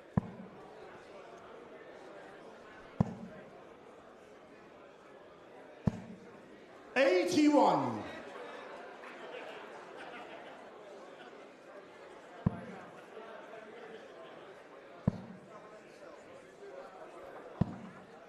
100.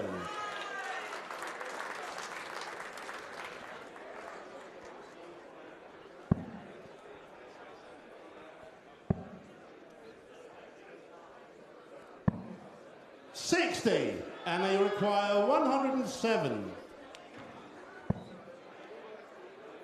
7 or 15. Oh, it's only just in the 7. 87. Perhaps may have been slightly off-putting.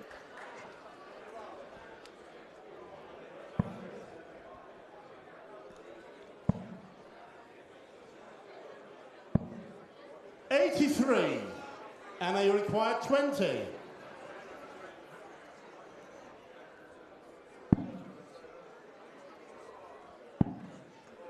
Can't afford to pass up too many more of these. 10. Nicole, you require 92. Because Nicole has only needed 1 dart to win each of the last 2 legs.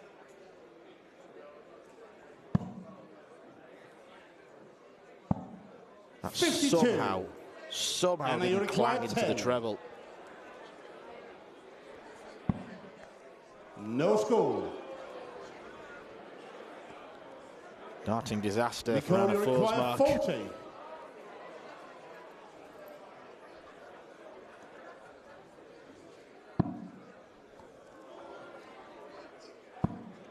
Game 7, the second Nicole Regnaud set. motors Nicole to Regnaud. a 3-0 set. The scoreline is 1 apiece. Third set, first leg, it's Nicole to throw first. Game on.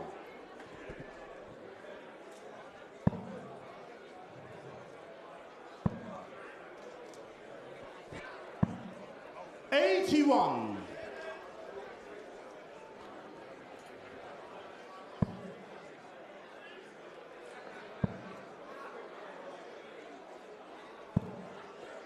$80. Must have been a dozen of those bounce outs today at least.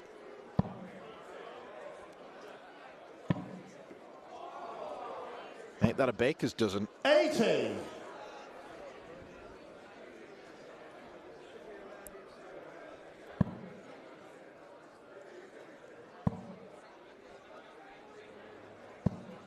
$68.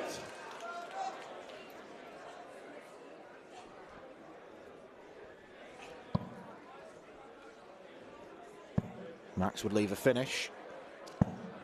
125.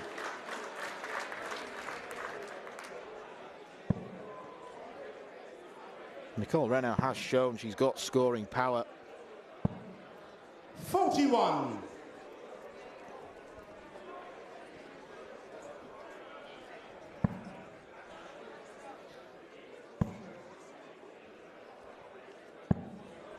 $59.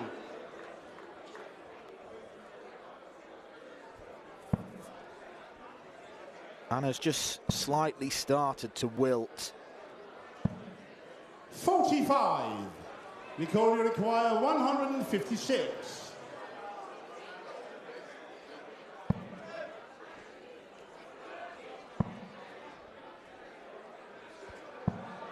$60.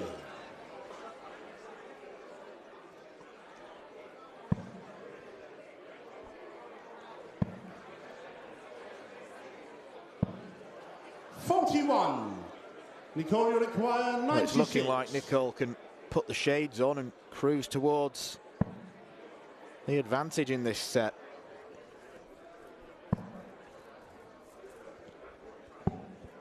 $56.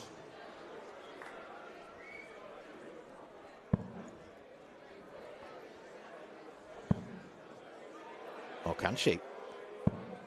125. Maybe not still. Nicole, you require 40.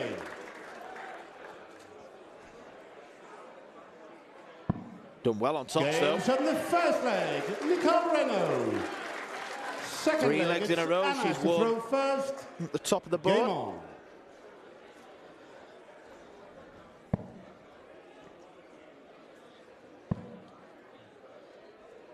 The problem for Anna right now is she's not giving 60. herself enough opportunities.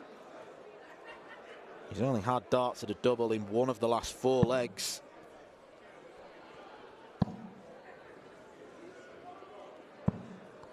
$41.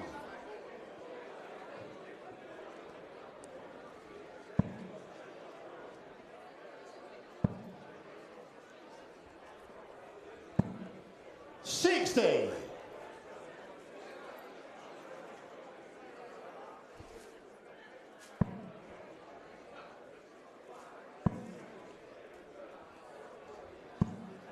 $60.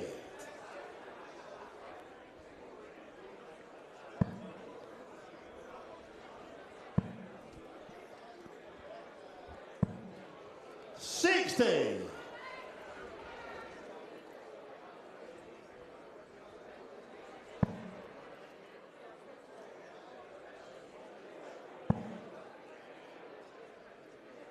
Looks to switch. 43.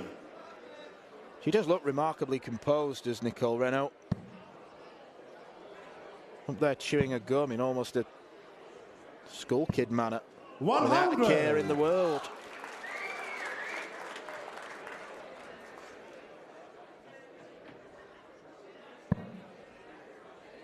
For once, it's a tournament where there's no huge expectation placed upon her. 140. She can go up and have fun.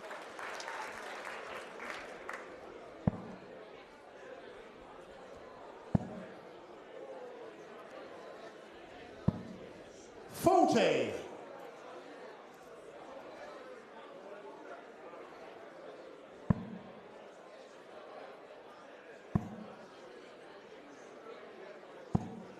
$60.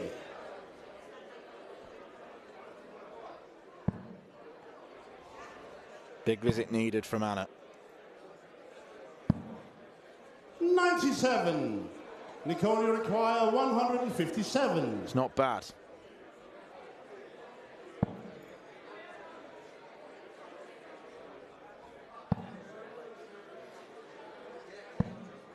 $45. And you require 84. Double 12.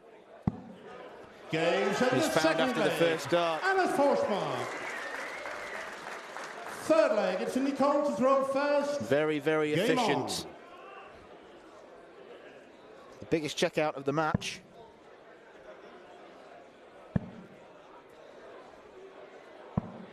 $100.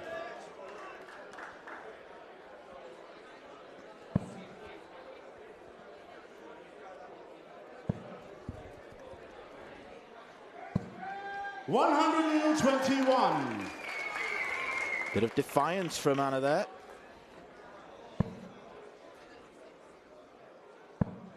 Giving it a big come on to the board.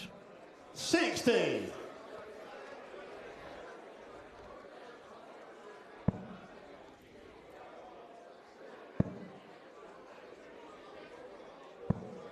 $60.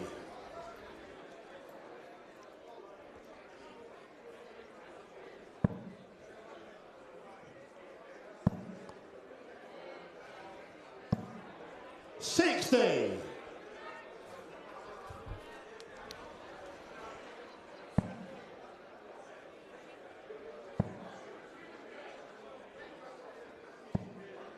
$30.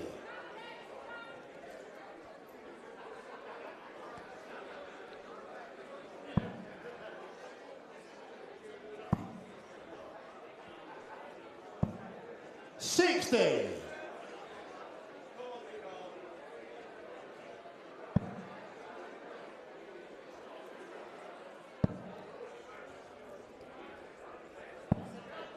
$28.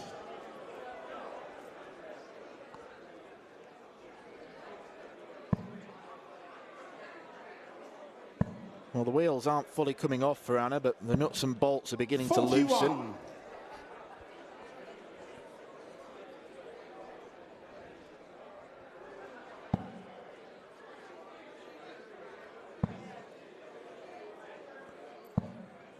$30.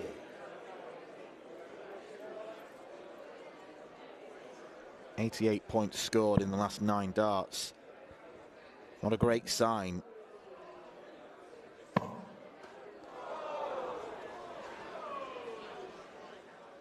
No luck whatsoever. 80. Because that looked to be going plumb in the treble 20. It would have left tops a favourite double. On the basis of this game, at least. 26. Nicole, you require 100.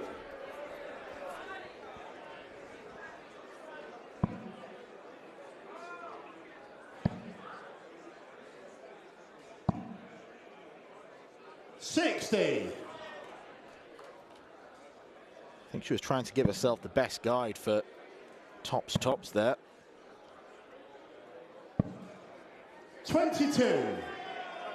Nicole, you require 40. Things really have gone pear-shaped for Anna.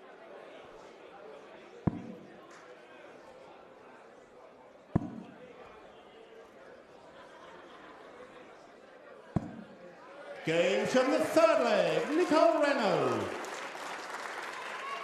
He's one leg Fourth away. leg, it's Anna to throw first. Game on. Anna has to try and regroup. Once again, the darts are going to the right and to the left. That's 121. better. That's what she desperately needed.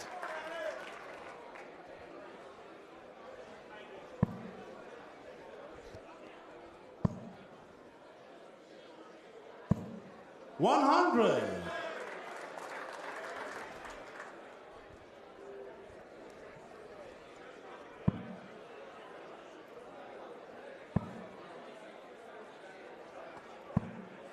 $41.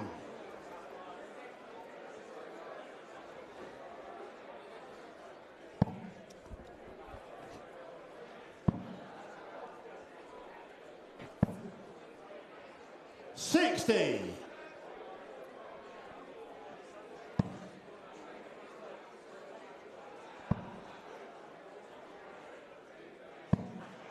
$62.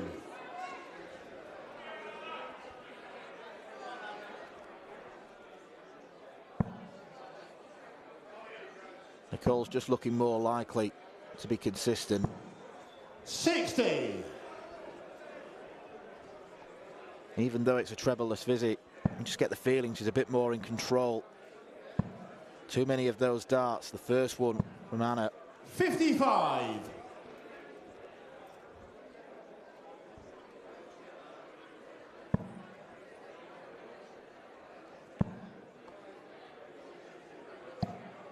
$100.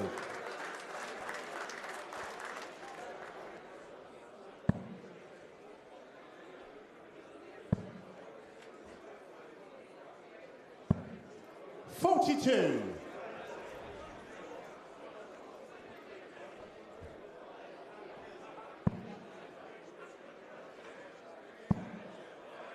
One of these women is going to have a disappointing World Championship debut, and it's looking 60. increasingly like Anna Forsmark will suffer.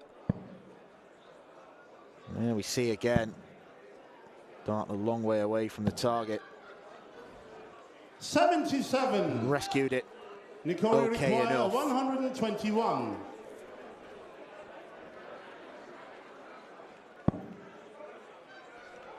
That was brave. Hasn't worked out for her. 29. The decision made to 103. start the visit on the bull rather than have to end it.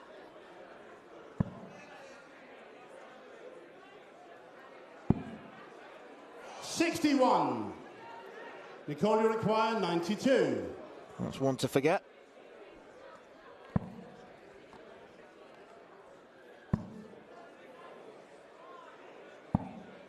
$52. Tees at Anna, you tops for the require match. 42. Unless Anna can take us to a decider.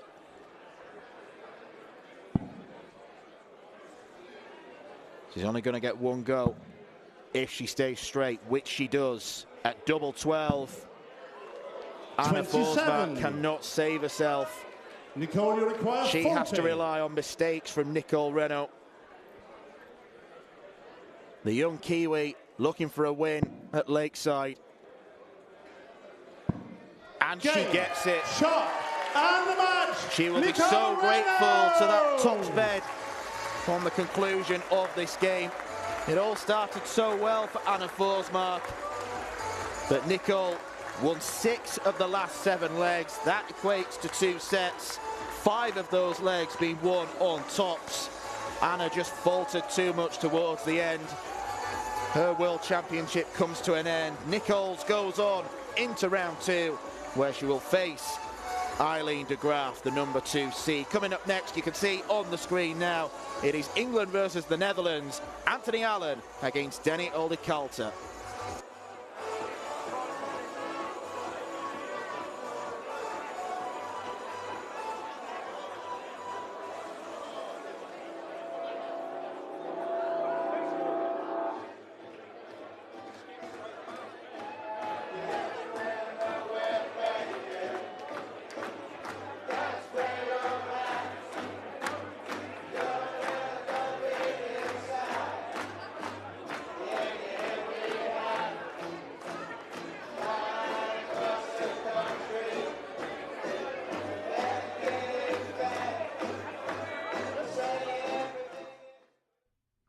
This program is brought to you by Benji Marine Engine Repair and Trading. Specialized in Wärtsilä engines with a 24-hour-a-day, high-quality, worldwide service.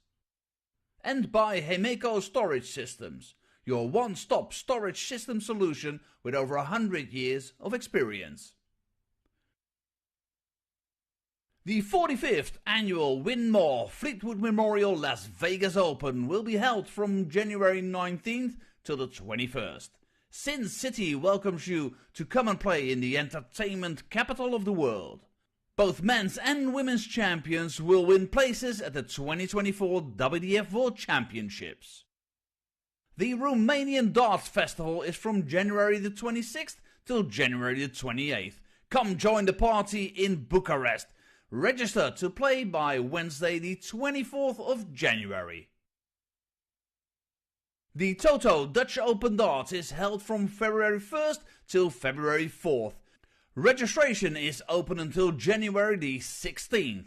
The Toto Dutch Open Darts is by far the largest darts party in the world that you should not miss. And the men's and women's champions go to the Lakeside in December 2024. The Swiss Open and Helvetia Open tournaments are held from May 31st till June the 2nd. One of the longest running tournaments in Europe invites you to join them in the most beautiful surroundings you'll find in Europe. The Swedish Open and Masters is held from August 16th till 18th. A popular tournament for many of Europe's best aerosmiths. For more information on each of these tournaments, go to the link in the description. A special thank you to our tournament sponsors Winmore, A&G Travel Group, iDarts, Dart Connect, CT1 and Quiff.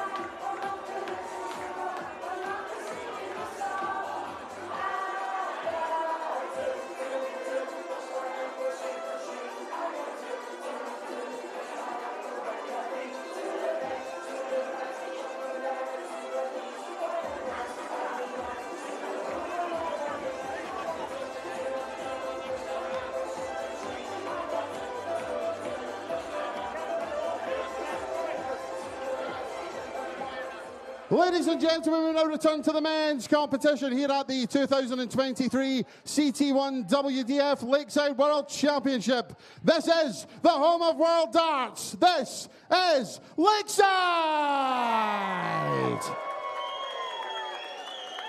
We introduce a man making his Lakeside World Championship debut, a former Belfry Open and Swiss Open finalist, the former British Classic and Swedish Masters champion from the Netherlands, Denny Alde Coulter.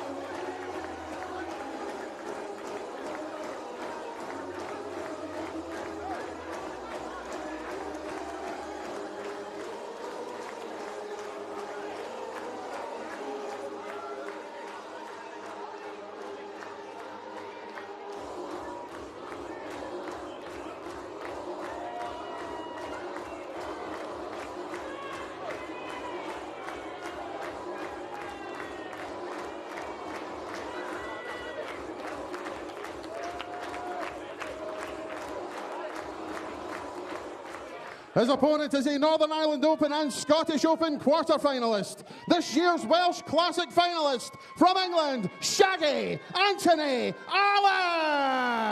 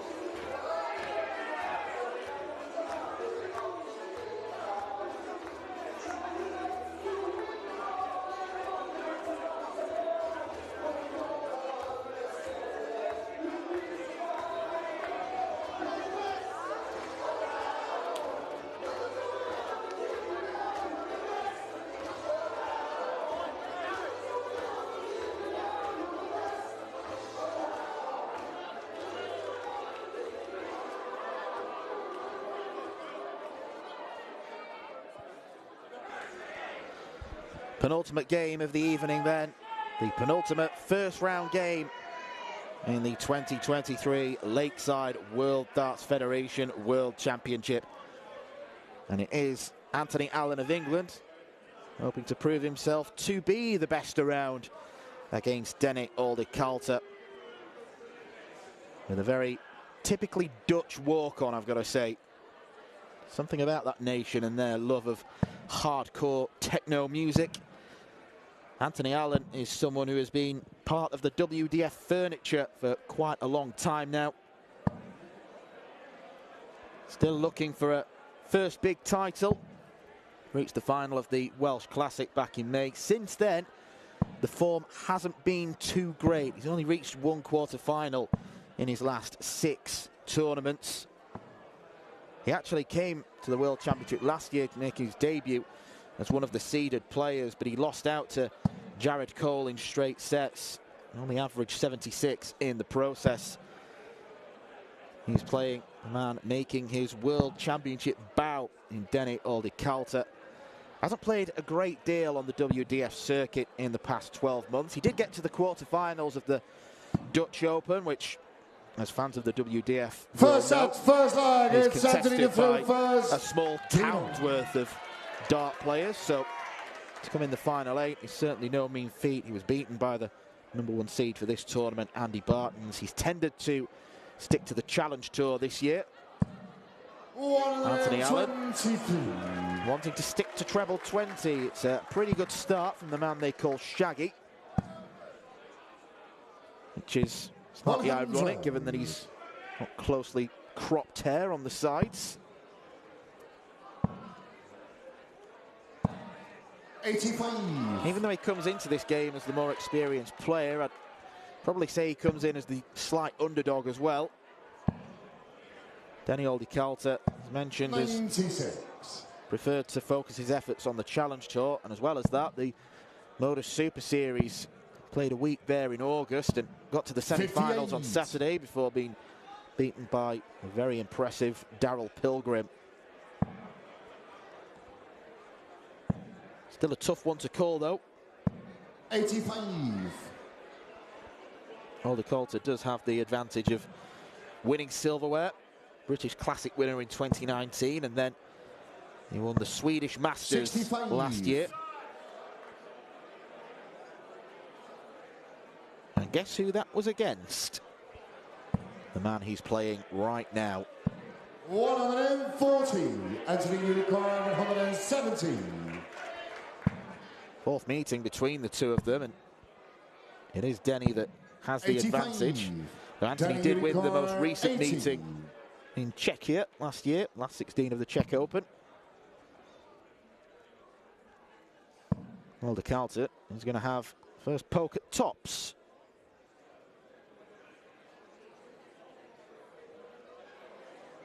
He despises the way those darts have landed.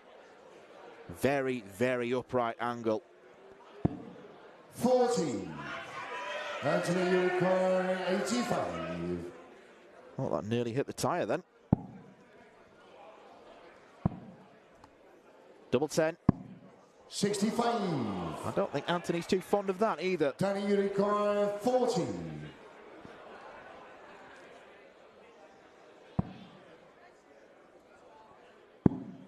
That's came short in the first line. Denny has just Danny turned round Calter. and said to Anthony Allen, Second leg, that's how you get double 10.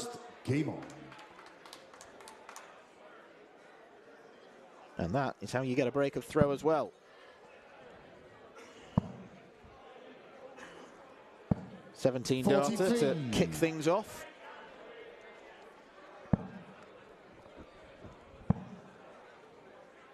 Second to last match of the evening. We've got a very significant one coming next for all sorts of reasons. Thomas Junghans, he's the first Swiss player to play 59. in this tournament. David Parlett, he's playing on the same day that he's become a dad. 40. He's on his way down to Lakeside from Coventry. As we speak, he might even be here now.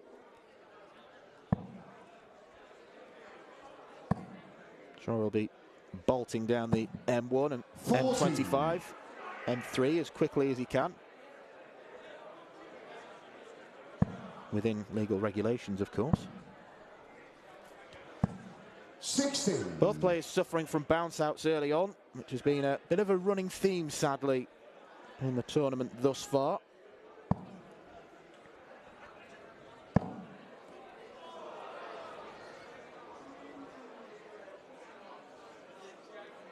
Dare say that was a bit of an expletive that came out of Denny's mouth. 117. That was just inaudible yelp. Never known someone celebrate 117 with such 59. pomp.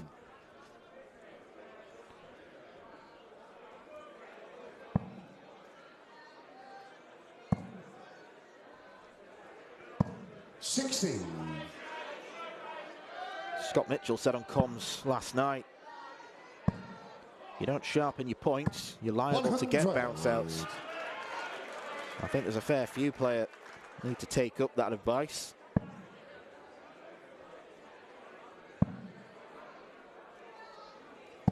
.92. Anthony Unicorn, 142.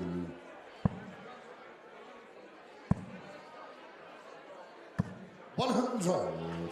Danny Unicorn, 90.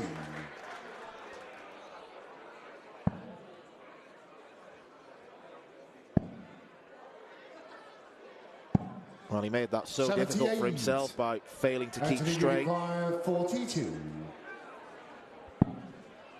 To break that then, double 16. That's been short in the second bar. There he gets it.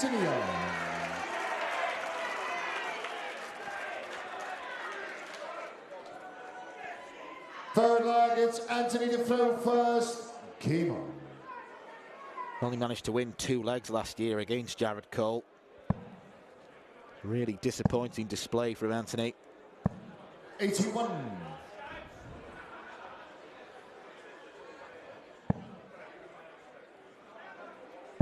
And that lack of real form has seen him drop out of the seed positions.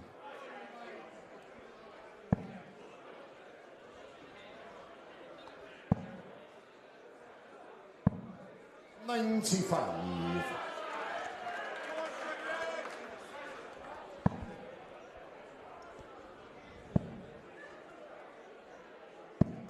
$58.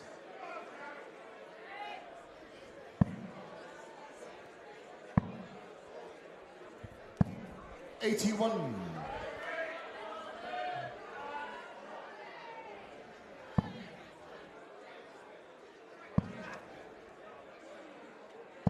140. He's a Challenge Tour finalist, Denny Aldicarter. That came last year, and it came against man who we're going to see next in David Parlett. 134. It's a small world, this darts business. 96. Anthony, you require 110. Cross for treble 18, which leaves double 18. 74. Danny, you require 114.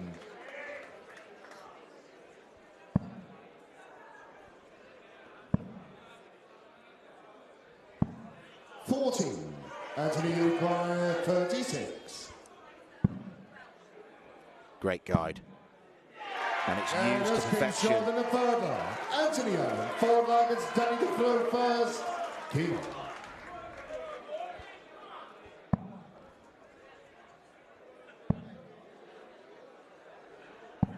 93.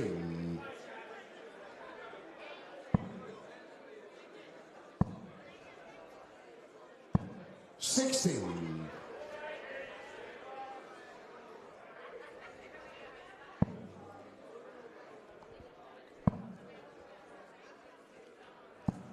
100.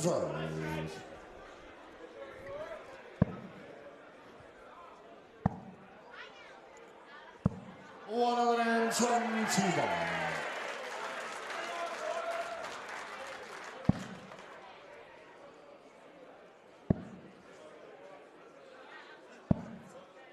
94.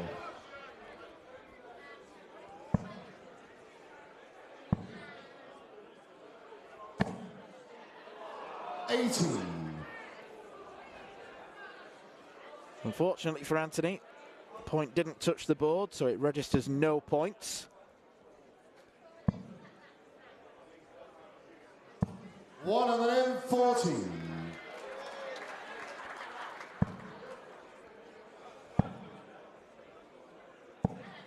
85. Danny, you require 74. Frustration for Anthony.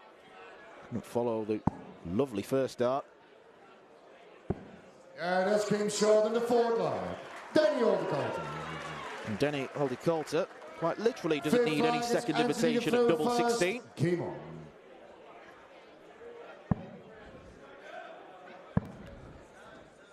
Nice pace about this 45. game. Both players who, well, maybe not being in the Danny Lauby, Chris Landman stratosphere of speed, 100. like to get on with things.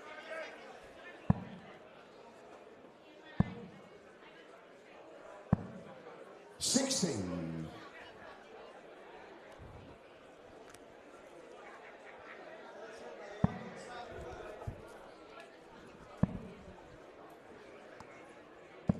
114.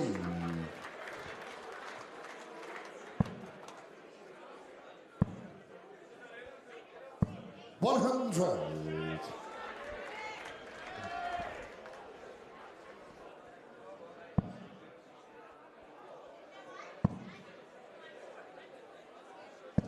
16.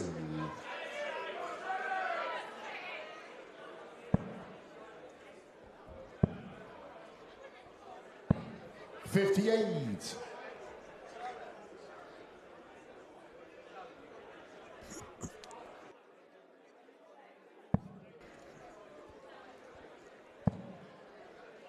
Probably down for treble 19. 139. It's a great shot, and it's against the darts. 140. Anthony responds. 62. But how much will it ultimately mean?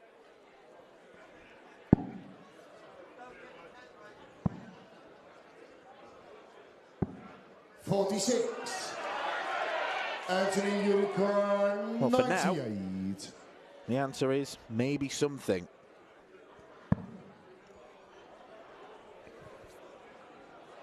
Double 19, takes a pause. Got the option of splitting, which he goes for. 17. Double 14 is missed.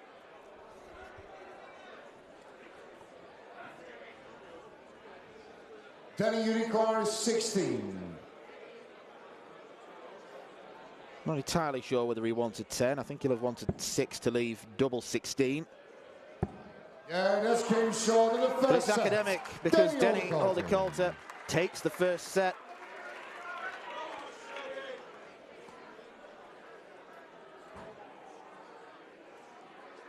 The players just having a laugh and a joke, Second sharing set, a first fist bump. leg is Danny to throw first. Game on. I think they both realise that this is good competition. 16.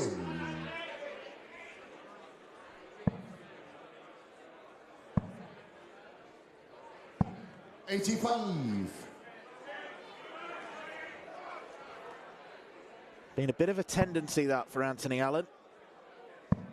Third dart in particular going astray. 16.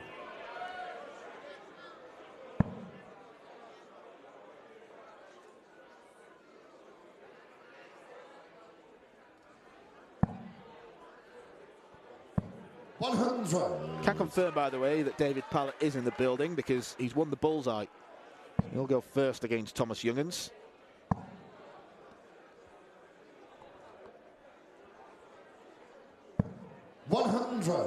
Made it safely down.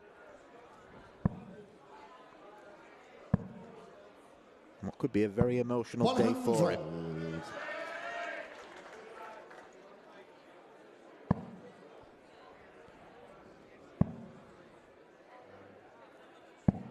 57. Winner here faces the vastly experienced Darren Johnson, who's 16. not only impressed on the WDF stage, he's also impressed on the seniors stage.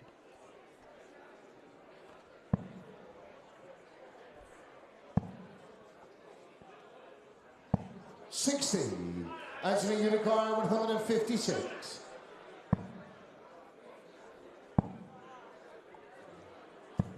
16. Danny Unicorn, 164.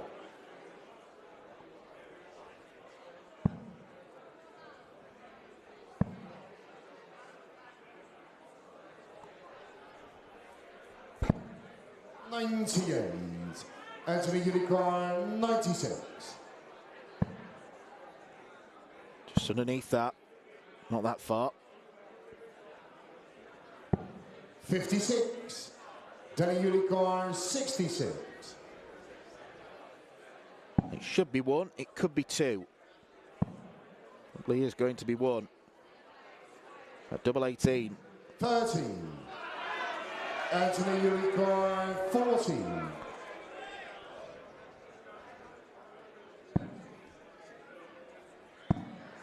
That's been short in the first Anthony leg. Allen wins the first leg of this set two.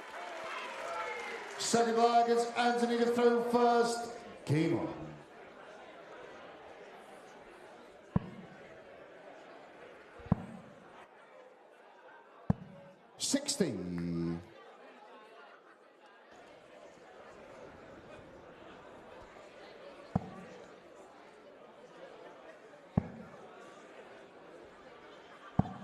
133.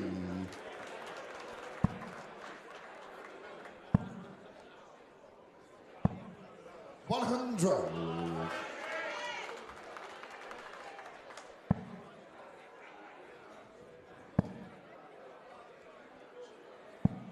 58.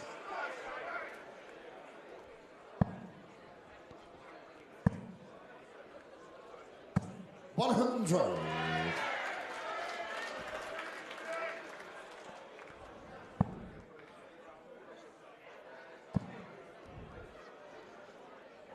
140.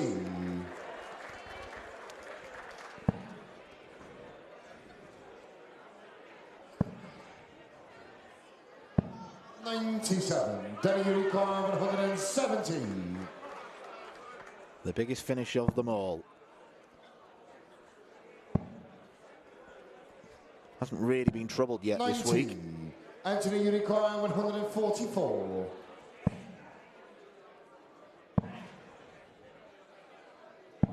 144, not severely troubled Danny either. Unicorn 80.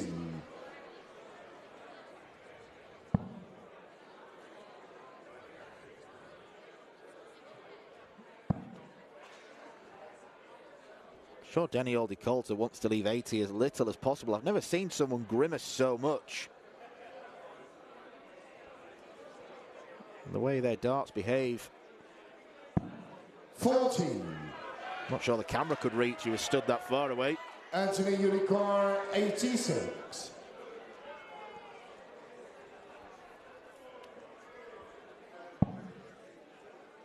Could still do it.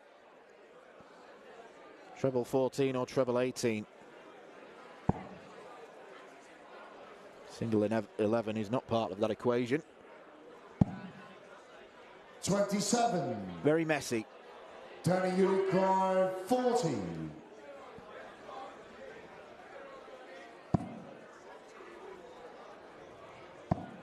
This came short in the second leg. Danny Aldi-Coulter.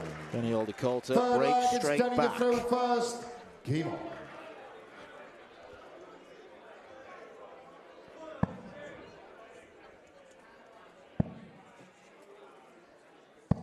$96.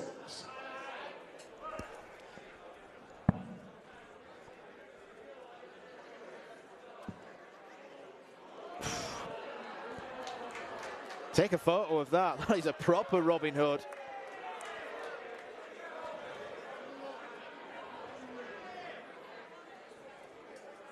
He's still staying up there. 35. Risky business.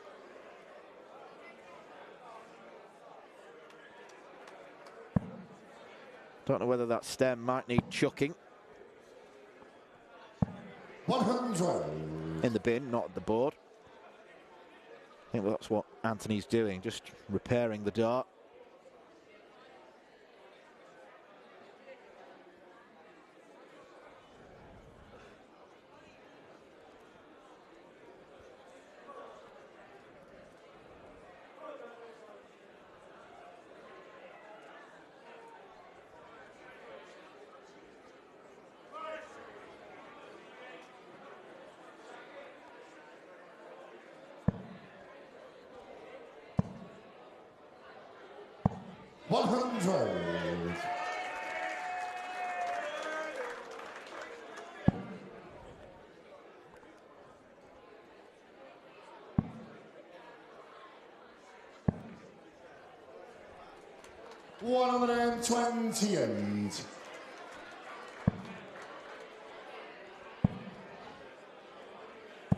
$128.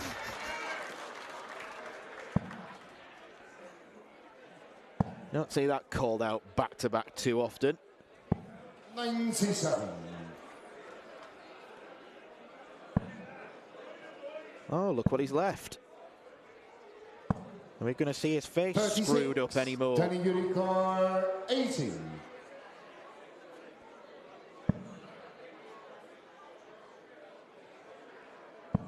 We're going to see him shuffle again. 16.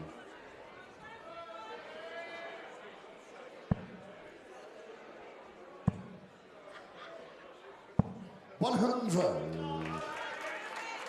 Nearly half the score, but 20. feel this leg is in the pocket of Denny Aldik-Coulter. Needs to retain that composure, which he does. Denny Aldik-Coulter. One leg away from the passage into round 2. Forward leg, it's Anthony to throw first. Game on.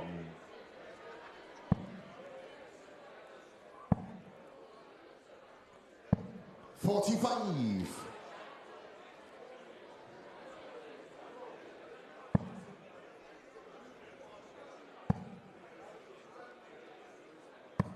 $140.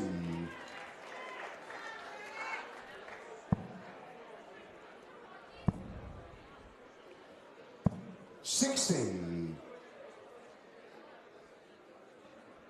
Well, right now, Shaggy hasn't got a Scooby-Doo how to deal with this threat from Denny Aldik-Coulter.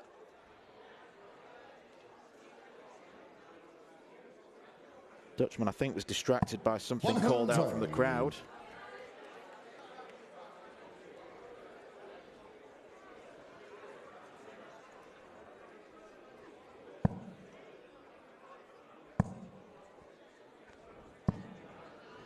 $100.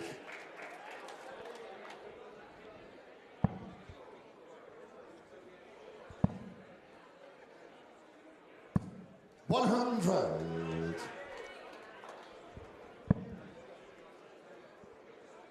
Doesn't like that. Easy to see why. 121. Denny Unicorn 161. Does his best to salvage a bad situation, but well, I can't be certain where he was going 80. with that.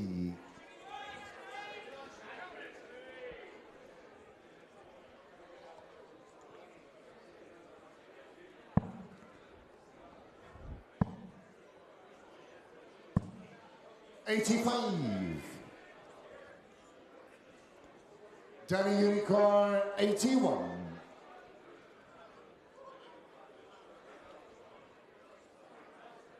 Treble 19. 12 or treble. That leaves the bullseye for the match. Denny Aldik-Coulter is into round 2. Denny Aldik-Coulter. It is a successful World Championship debut for the Dutchman.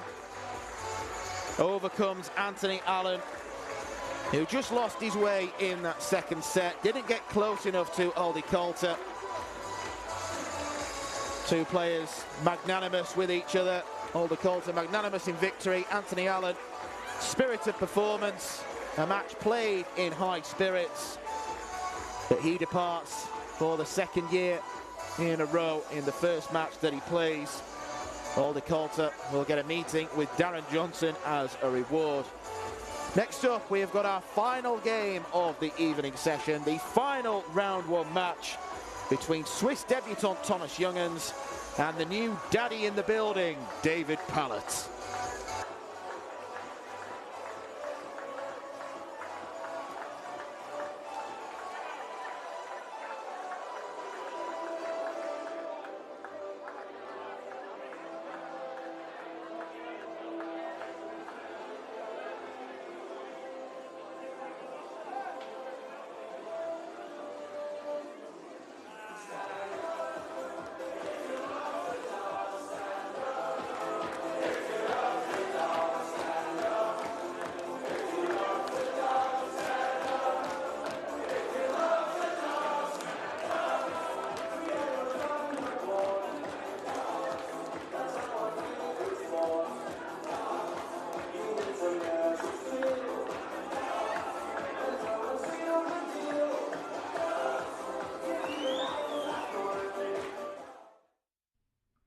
This program is brought to you by Benji Marine Engine Repair and Trading, specialized in Wärtsilä engines with a 24-hour-a-day, high-quality, worldwide service. And by Hemeco Storage Systems, your one-stop storage system solution with over 100 years of experience. The 45th annual Win More Fleetwood Memorial Las Vegas Open will be held from January 19th till the 21st. Sin City welcomes you to come and play in the entertainment capital of the world. Both men's and women's champions will win places at the 2024 WDF World Championships. The Romanian Darts Festival is from January the 26th till January the 28th. Come join the party in Bucharest. Register to play by Wednesday the 24th of January. The Toto Dutch Open Darts is held from February 1st till February 4th. Registration is open until January the 16th. The Toto Dutch Open Darts is by far the largest darts party in the world that you should not miss. And the men's and women's champions go to the Lakeside in December 2024. The Swiss Open and Helvetia Open tournaments are held from May 31st till June the 2nd. One of the longest running tournaments in Europe invites you to join them in the most beautiful surroundings you'll find in Europe. The Swedish Open and Masters is held from August 16th till 18th. A popular tournament for many of Europe's best aerosmiths. For more information on each of these tournaments, go to the link in the description. A special thank you to our tournament sponsors Winmore, A&G Travel Group, iDarts, Dart Connect, CT1 and Quiff.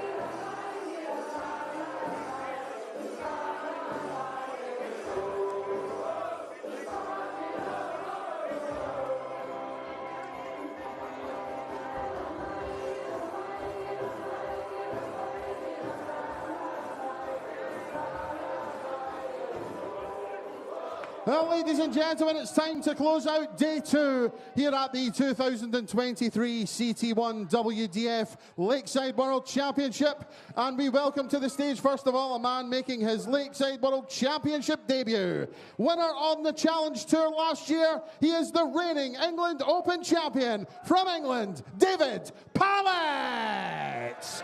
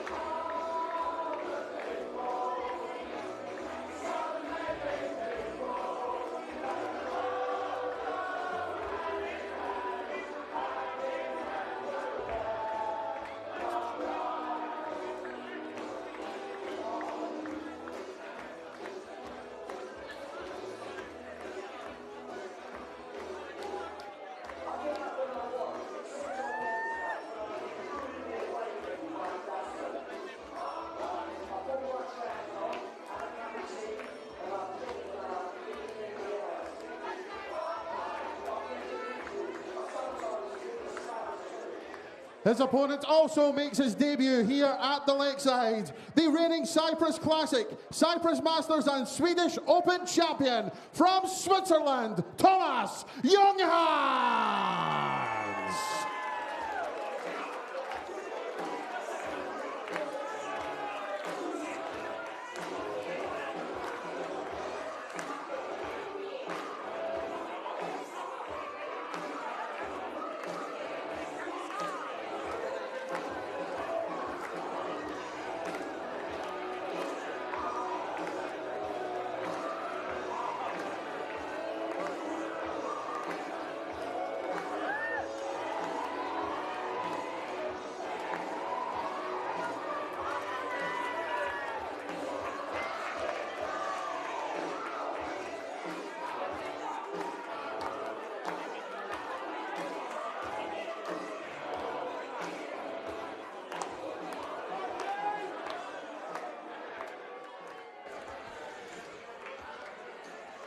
Round one will be drawn to a conclusion after this contest between Thomas Junghans of Switzerland and the Englishman David Parlett. There is good news and bad news. We'll start with the good news, and we'll start with Thomas Junghans, the first Swiss player to ever take part in a Lakeside World Championship, and that comes on the back of a stellar year on the WDF Tour, winning no less than 4 finals: Swedish Open, Riga Open, Cyprus Classic and Cyprus Masters. The good news for David Parlett transcends darts. He's become a dad today. He dashed back home to Coventry after his wife went into labour, giving birth to a baby girl, and he's been able to come down and join the party. He is a player of immense ability, England Open winner, and then on the PDC he's reached the semi-finals of the UK Open. He's been a Euro Tour semi-finalist. Now this is where the bad news comes in. David Parlett has not played a competitive game of professional darts since January, since he competed at Q School. He's had a few personal issues to deal with and a battle with the dreaded D word in darts. First leg, it's Thomas to throw first. Has been playing to throw first. Game little on. bits of local league. Just got to see if he's been affected by it. Not used to playing big competitions in recent times. There's a player who comes to this tournament perhaps with a bit of rust that he needs to shake off. 92. We've got a bit of late night Nick on the microphone. Mr. Rolls donning the tuxedo for the last game of the night. 83.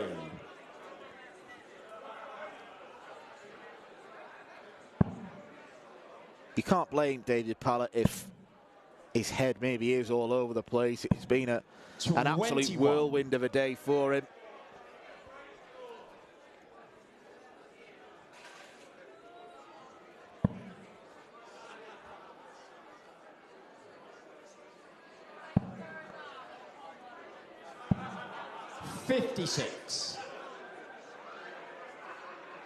I'm sure people watching this will be looking at the Parlett action, examining it, seeing if there are any big issues to deal with. 140.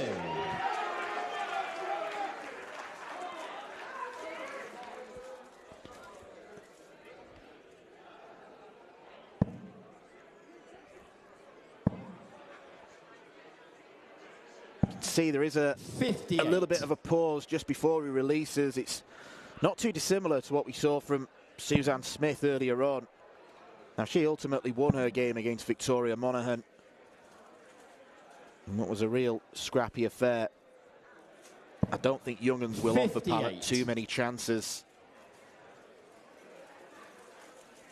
If David does struggle, see, there's a little bit of hesitancy the way that he's letting go of the dart. 42. Thomas has just got to do a professional job, though. Can't be distracted by what's in front of him. Just got to play his own game. 43. Inauspicious start from both players.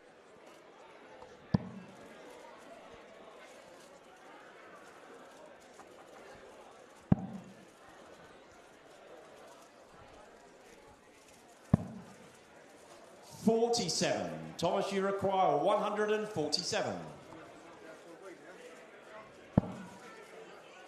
Did win the bullseye in the back room, Parlett, which I suppose will have just lifted him ever so slightly. It shouldn't be too big a thing, 43. But does give him at least the knowledge that if we do go to a decider, the darts will be his to start with.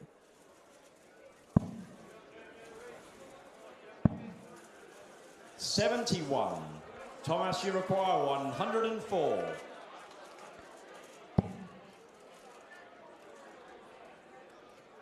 Has that blocked the treble 16? No, it hasn't. He finds it. Junghans wants tops. 84. David, you require 106.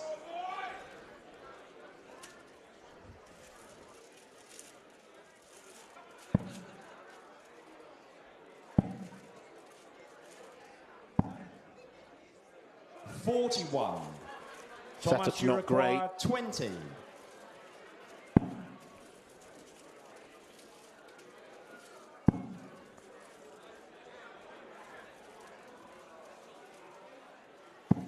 That's 4 missed chances. No score. David, you require 65.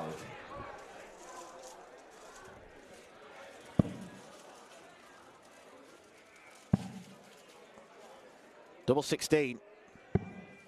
49. Thomas, you require 20. Game short and the Fifth first time of leg. asking. Thomas Junghans finds Second the leg, desired it's double. Thomas to throw first. Game on. There are shouts of "Come on, David" from the crowd. I think they're getting behind their man. Word has gone round about the 42. situation with his newborn.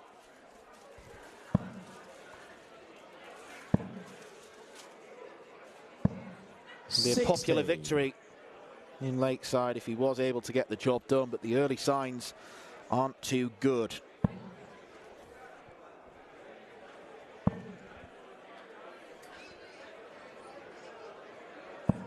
$140.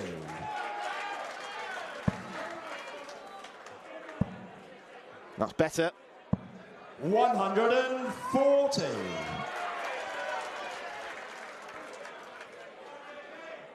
Well, as the first dart went in, I think he was just confident enough that it was such a good lie.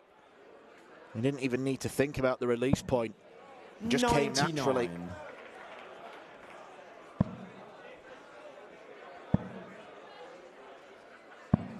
99.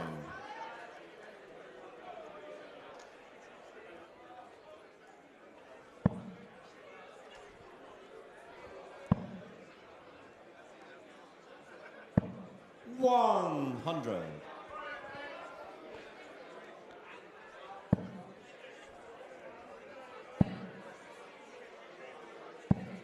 $128. Really Thomas, shone you on the require challenge tour last year, did 120. Parlett.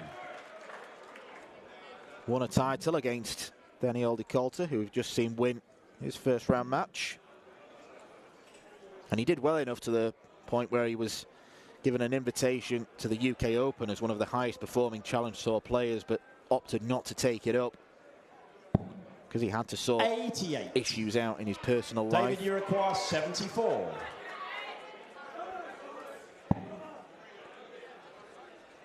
It's a dart to get that level. 66. Double 16 and Thomas, double you 8, require not his 32. friend. Game short and the second leg. Thomas Double Junghans. 16 is nailed by Third leg is Junghans. David to throw first. Game on. Spoken about Hungary as an emerging darting nation. 56. We can put Switzerland in that bracket as well. They are beginning to produce some real top players. Junghans one of them, and then you've got Stefan Belmont, Marcel Waldman 26. plays a big part in the WDF circuit in Europe, and next year on the PDC. First European tour is going to take place. That'll be in Basel next autumn.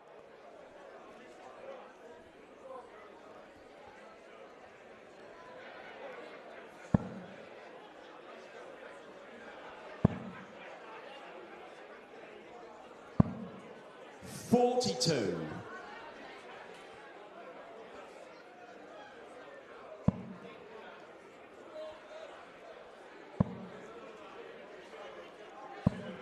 $60.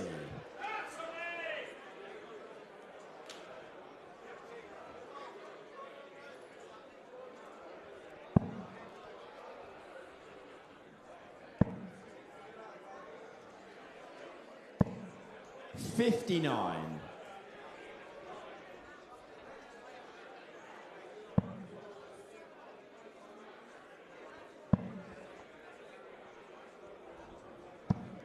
$100.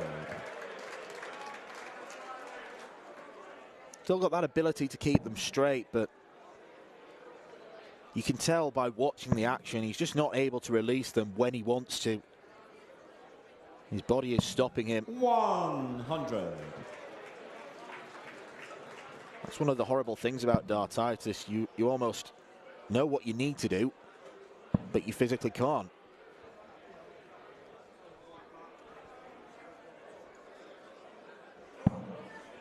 $58. Can take positives from the fact that he has at least had doubles in both legs. He could be 2-0 up.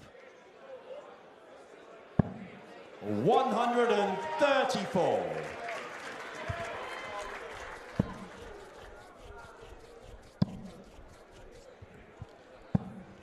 $56.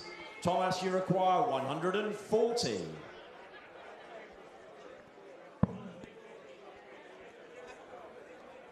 It's gonna be nice. 60. David, you require 127. Treble 19. Would have left the bullseye. 59. Thomas, you require 80.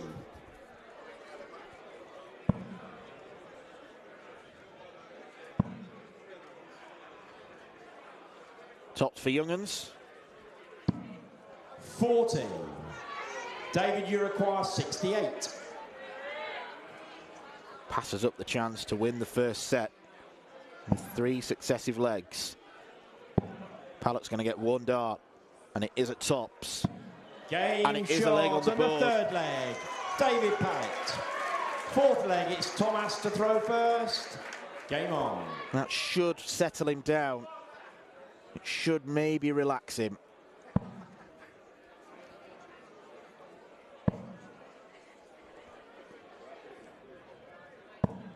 $100.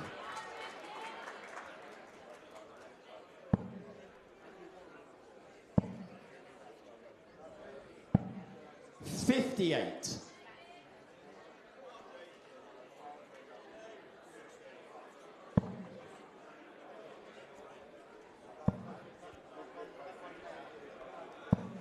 $180.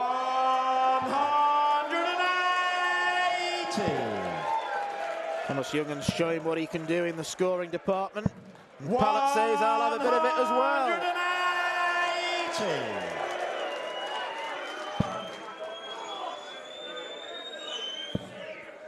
It's amazing how often darts players can egg each other on.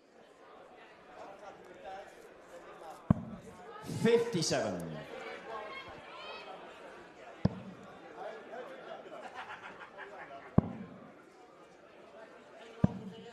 $93. Thomas, you require 164. Both down to big finishes.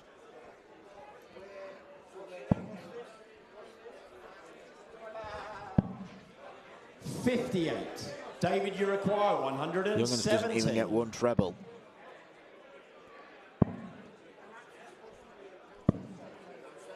$89. Thomas, you require Neither does Parlett, but he 106. trims it down better than Junghans did.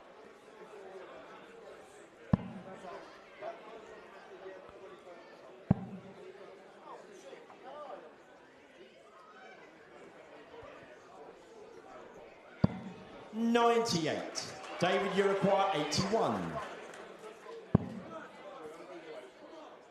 12 or treble. Oh, that's a bad miss. 41. Thomas, you require 8.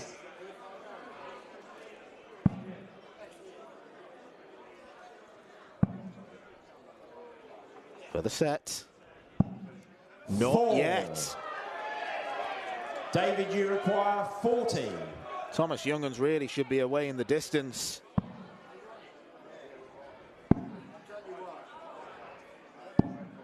$20. He's going to get Thomas, another you chance. require 4.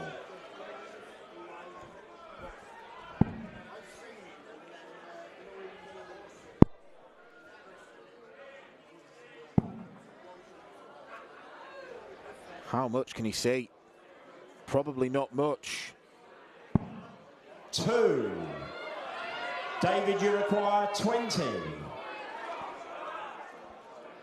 Double 10 for Dave.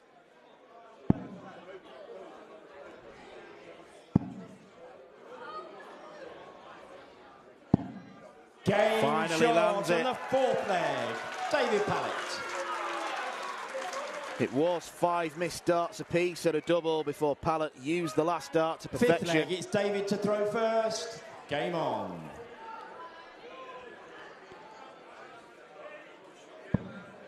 Never historically been a shrinking violet on stage, David Parlett. 43. Remember once at Alexandra Palace, he hit a massive 1-6-1 outshot against Adrian Lewis back when he was at the absolute peak of his powers. Gave it a bit of peacockery. A round of applause from Lewis. And then lost 3-0. 100.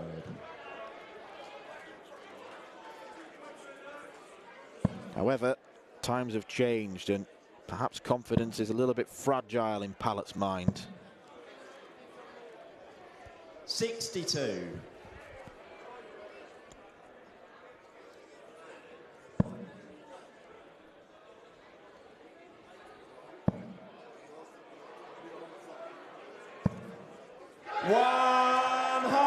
Second max of the game from Junghans.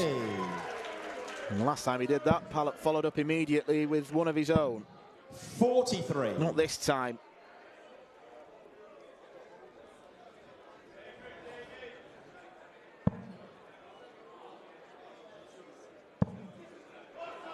Instead,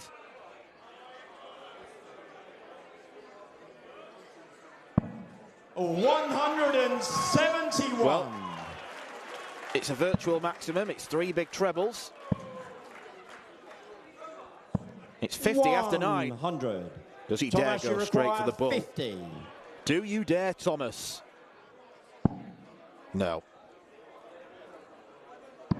But Game an 11 shot. darter is And a the fine first set. piece of work. Thomas Junghans. And Thomas Junghans finally shows the crowd what he's all about. Second set, first leg, it's Thomas to throw first. Finally shows the Game Lakeside on. faithful why he has won so many tournaments this year.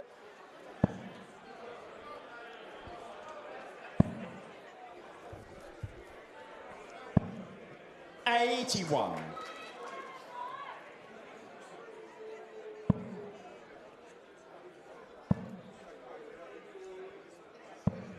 $100.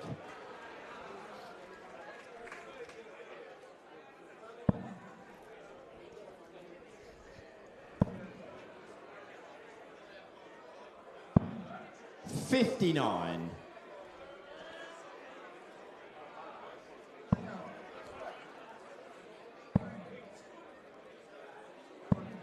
$100.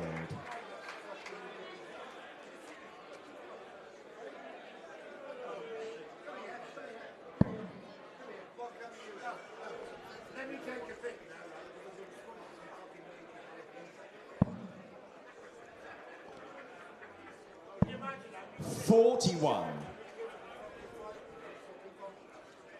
Real chance now for Parlett to jump all over. Would have been 3 pretty poor visits from Junghans. 83.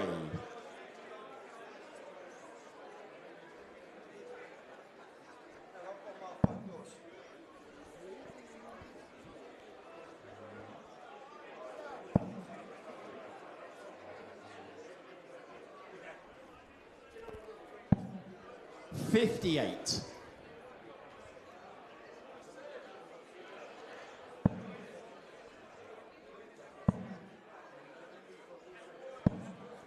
$41.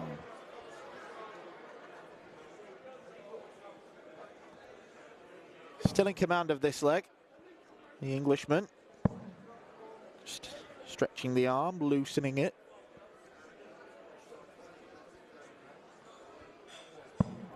$58.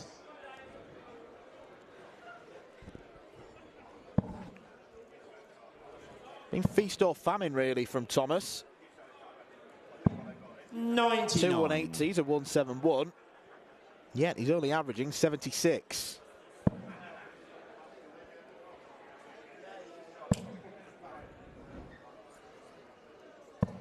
$140. David, you require Maybe not 78. a feast, but 140 is a square meal shot, we'll call it. Treble 14. 18. Thomas, And a you right require racket. 64. Bouncing off the wire. Double 8 now for Junghans.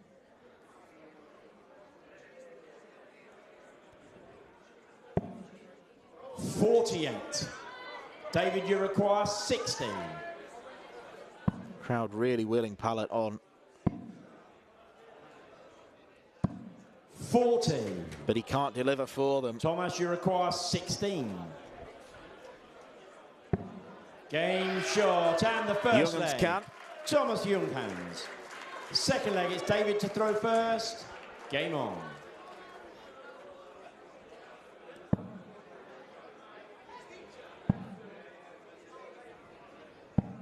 $56. Yeah, he's clearly struggling.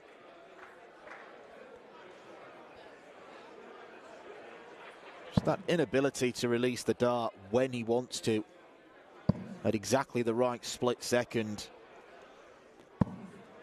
140.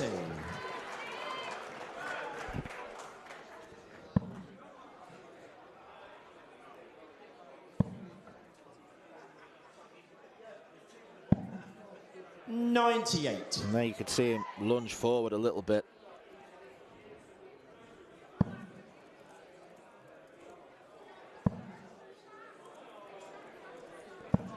$140. Back-to-back 140s. Oh, the man from Switzerland.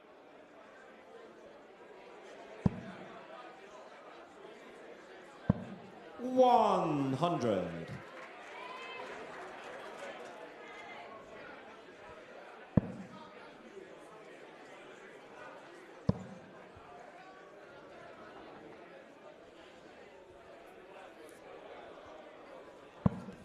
$41.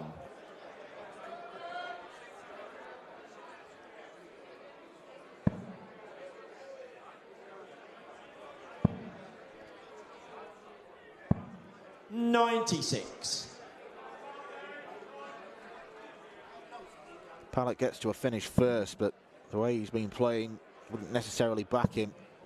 You would back Junghans. Don't bust. Oh, do that instead. 156. See Moreno David, you Blonde do require that today. 151. Parlett, is he about to prove me wrong? Not quite. 91. Thomas, you require 24. Cross to double 6.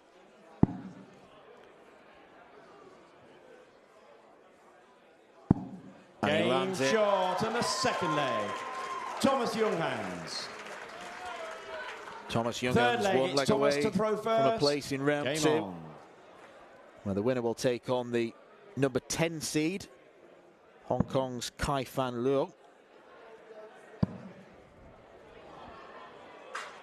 Who, like Parlett, is a former PDC tour card holder. 180. Hat-trick of 180s for Junghans.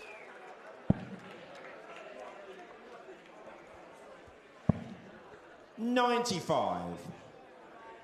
That game will take place on Wednesday afternoon session. And it's looking like Thomas Junghans is going to be the participant.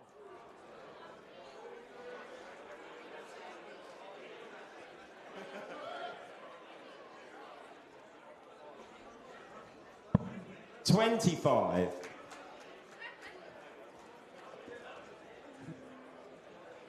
Everyone sees the funny side, maybe except David Parlett.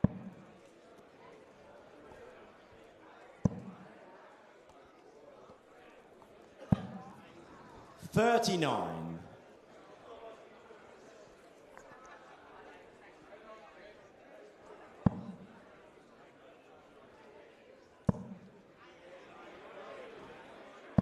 $180. Firing on all cylinders, charging towards the finish line.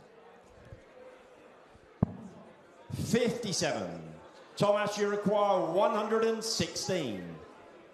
David Parlett looks like he's run out of steam prematurely. Tops for the match. 96. He's going to be back for more.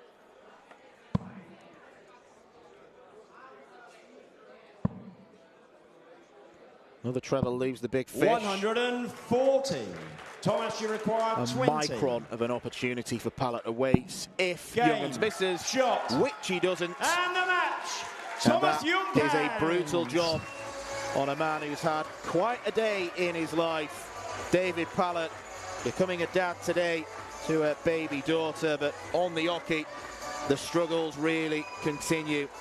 A man who came into this tournament very rusty, having played a relatively few amount of darts during the calendar year. Hopefully he'll be back. Hopefully those dartitis issues will be gotten rid of, because he is a fine talent, David Parlett. But so is Thomas Junghans. 4 180s in a 2-0 demolition job of David Parlett. Junghans goes through to round 2.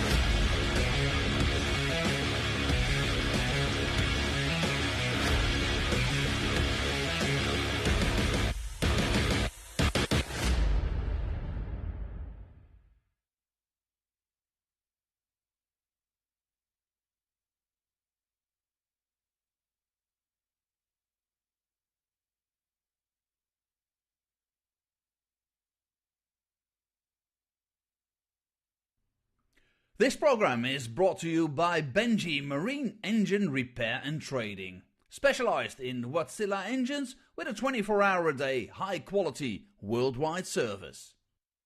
And by Hemeco Storage Systems, your one-stop storage system solution with over 100 years of experience. The 45th annual Win More Fleetwood Memorial Las Vegas Open will be held from January 19th till the 21st. Sin City welcomes you to come and play in the entertainment capital of the world. Both men's and women's champions will win places at the 2024 WDF World Championships. The Romanian Darts Festival is from January the 26th till January the 28th. Come join the party in Bucharest. Register to play by Wednesday the 24th of January. The Toto Dutch Open Darts is held from February 1st till February 4th. Registration is open until January the 16th. The Toto Dutch Open Darts is by far the largest darts party in the world that you should not miss. And the men's and women's champions go to the lakeside in December 2024. The Swiss Open and Helvetia Open tournaments are held from May 31st till June the 2nd.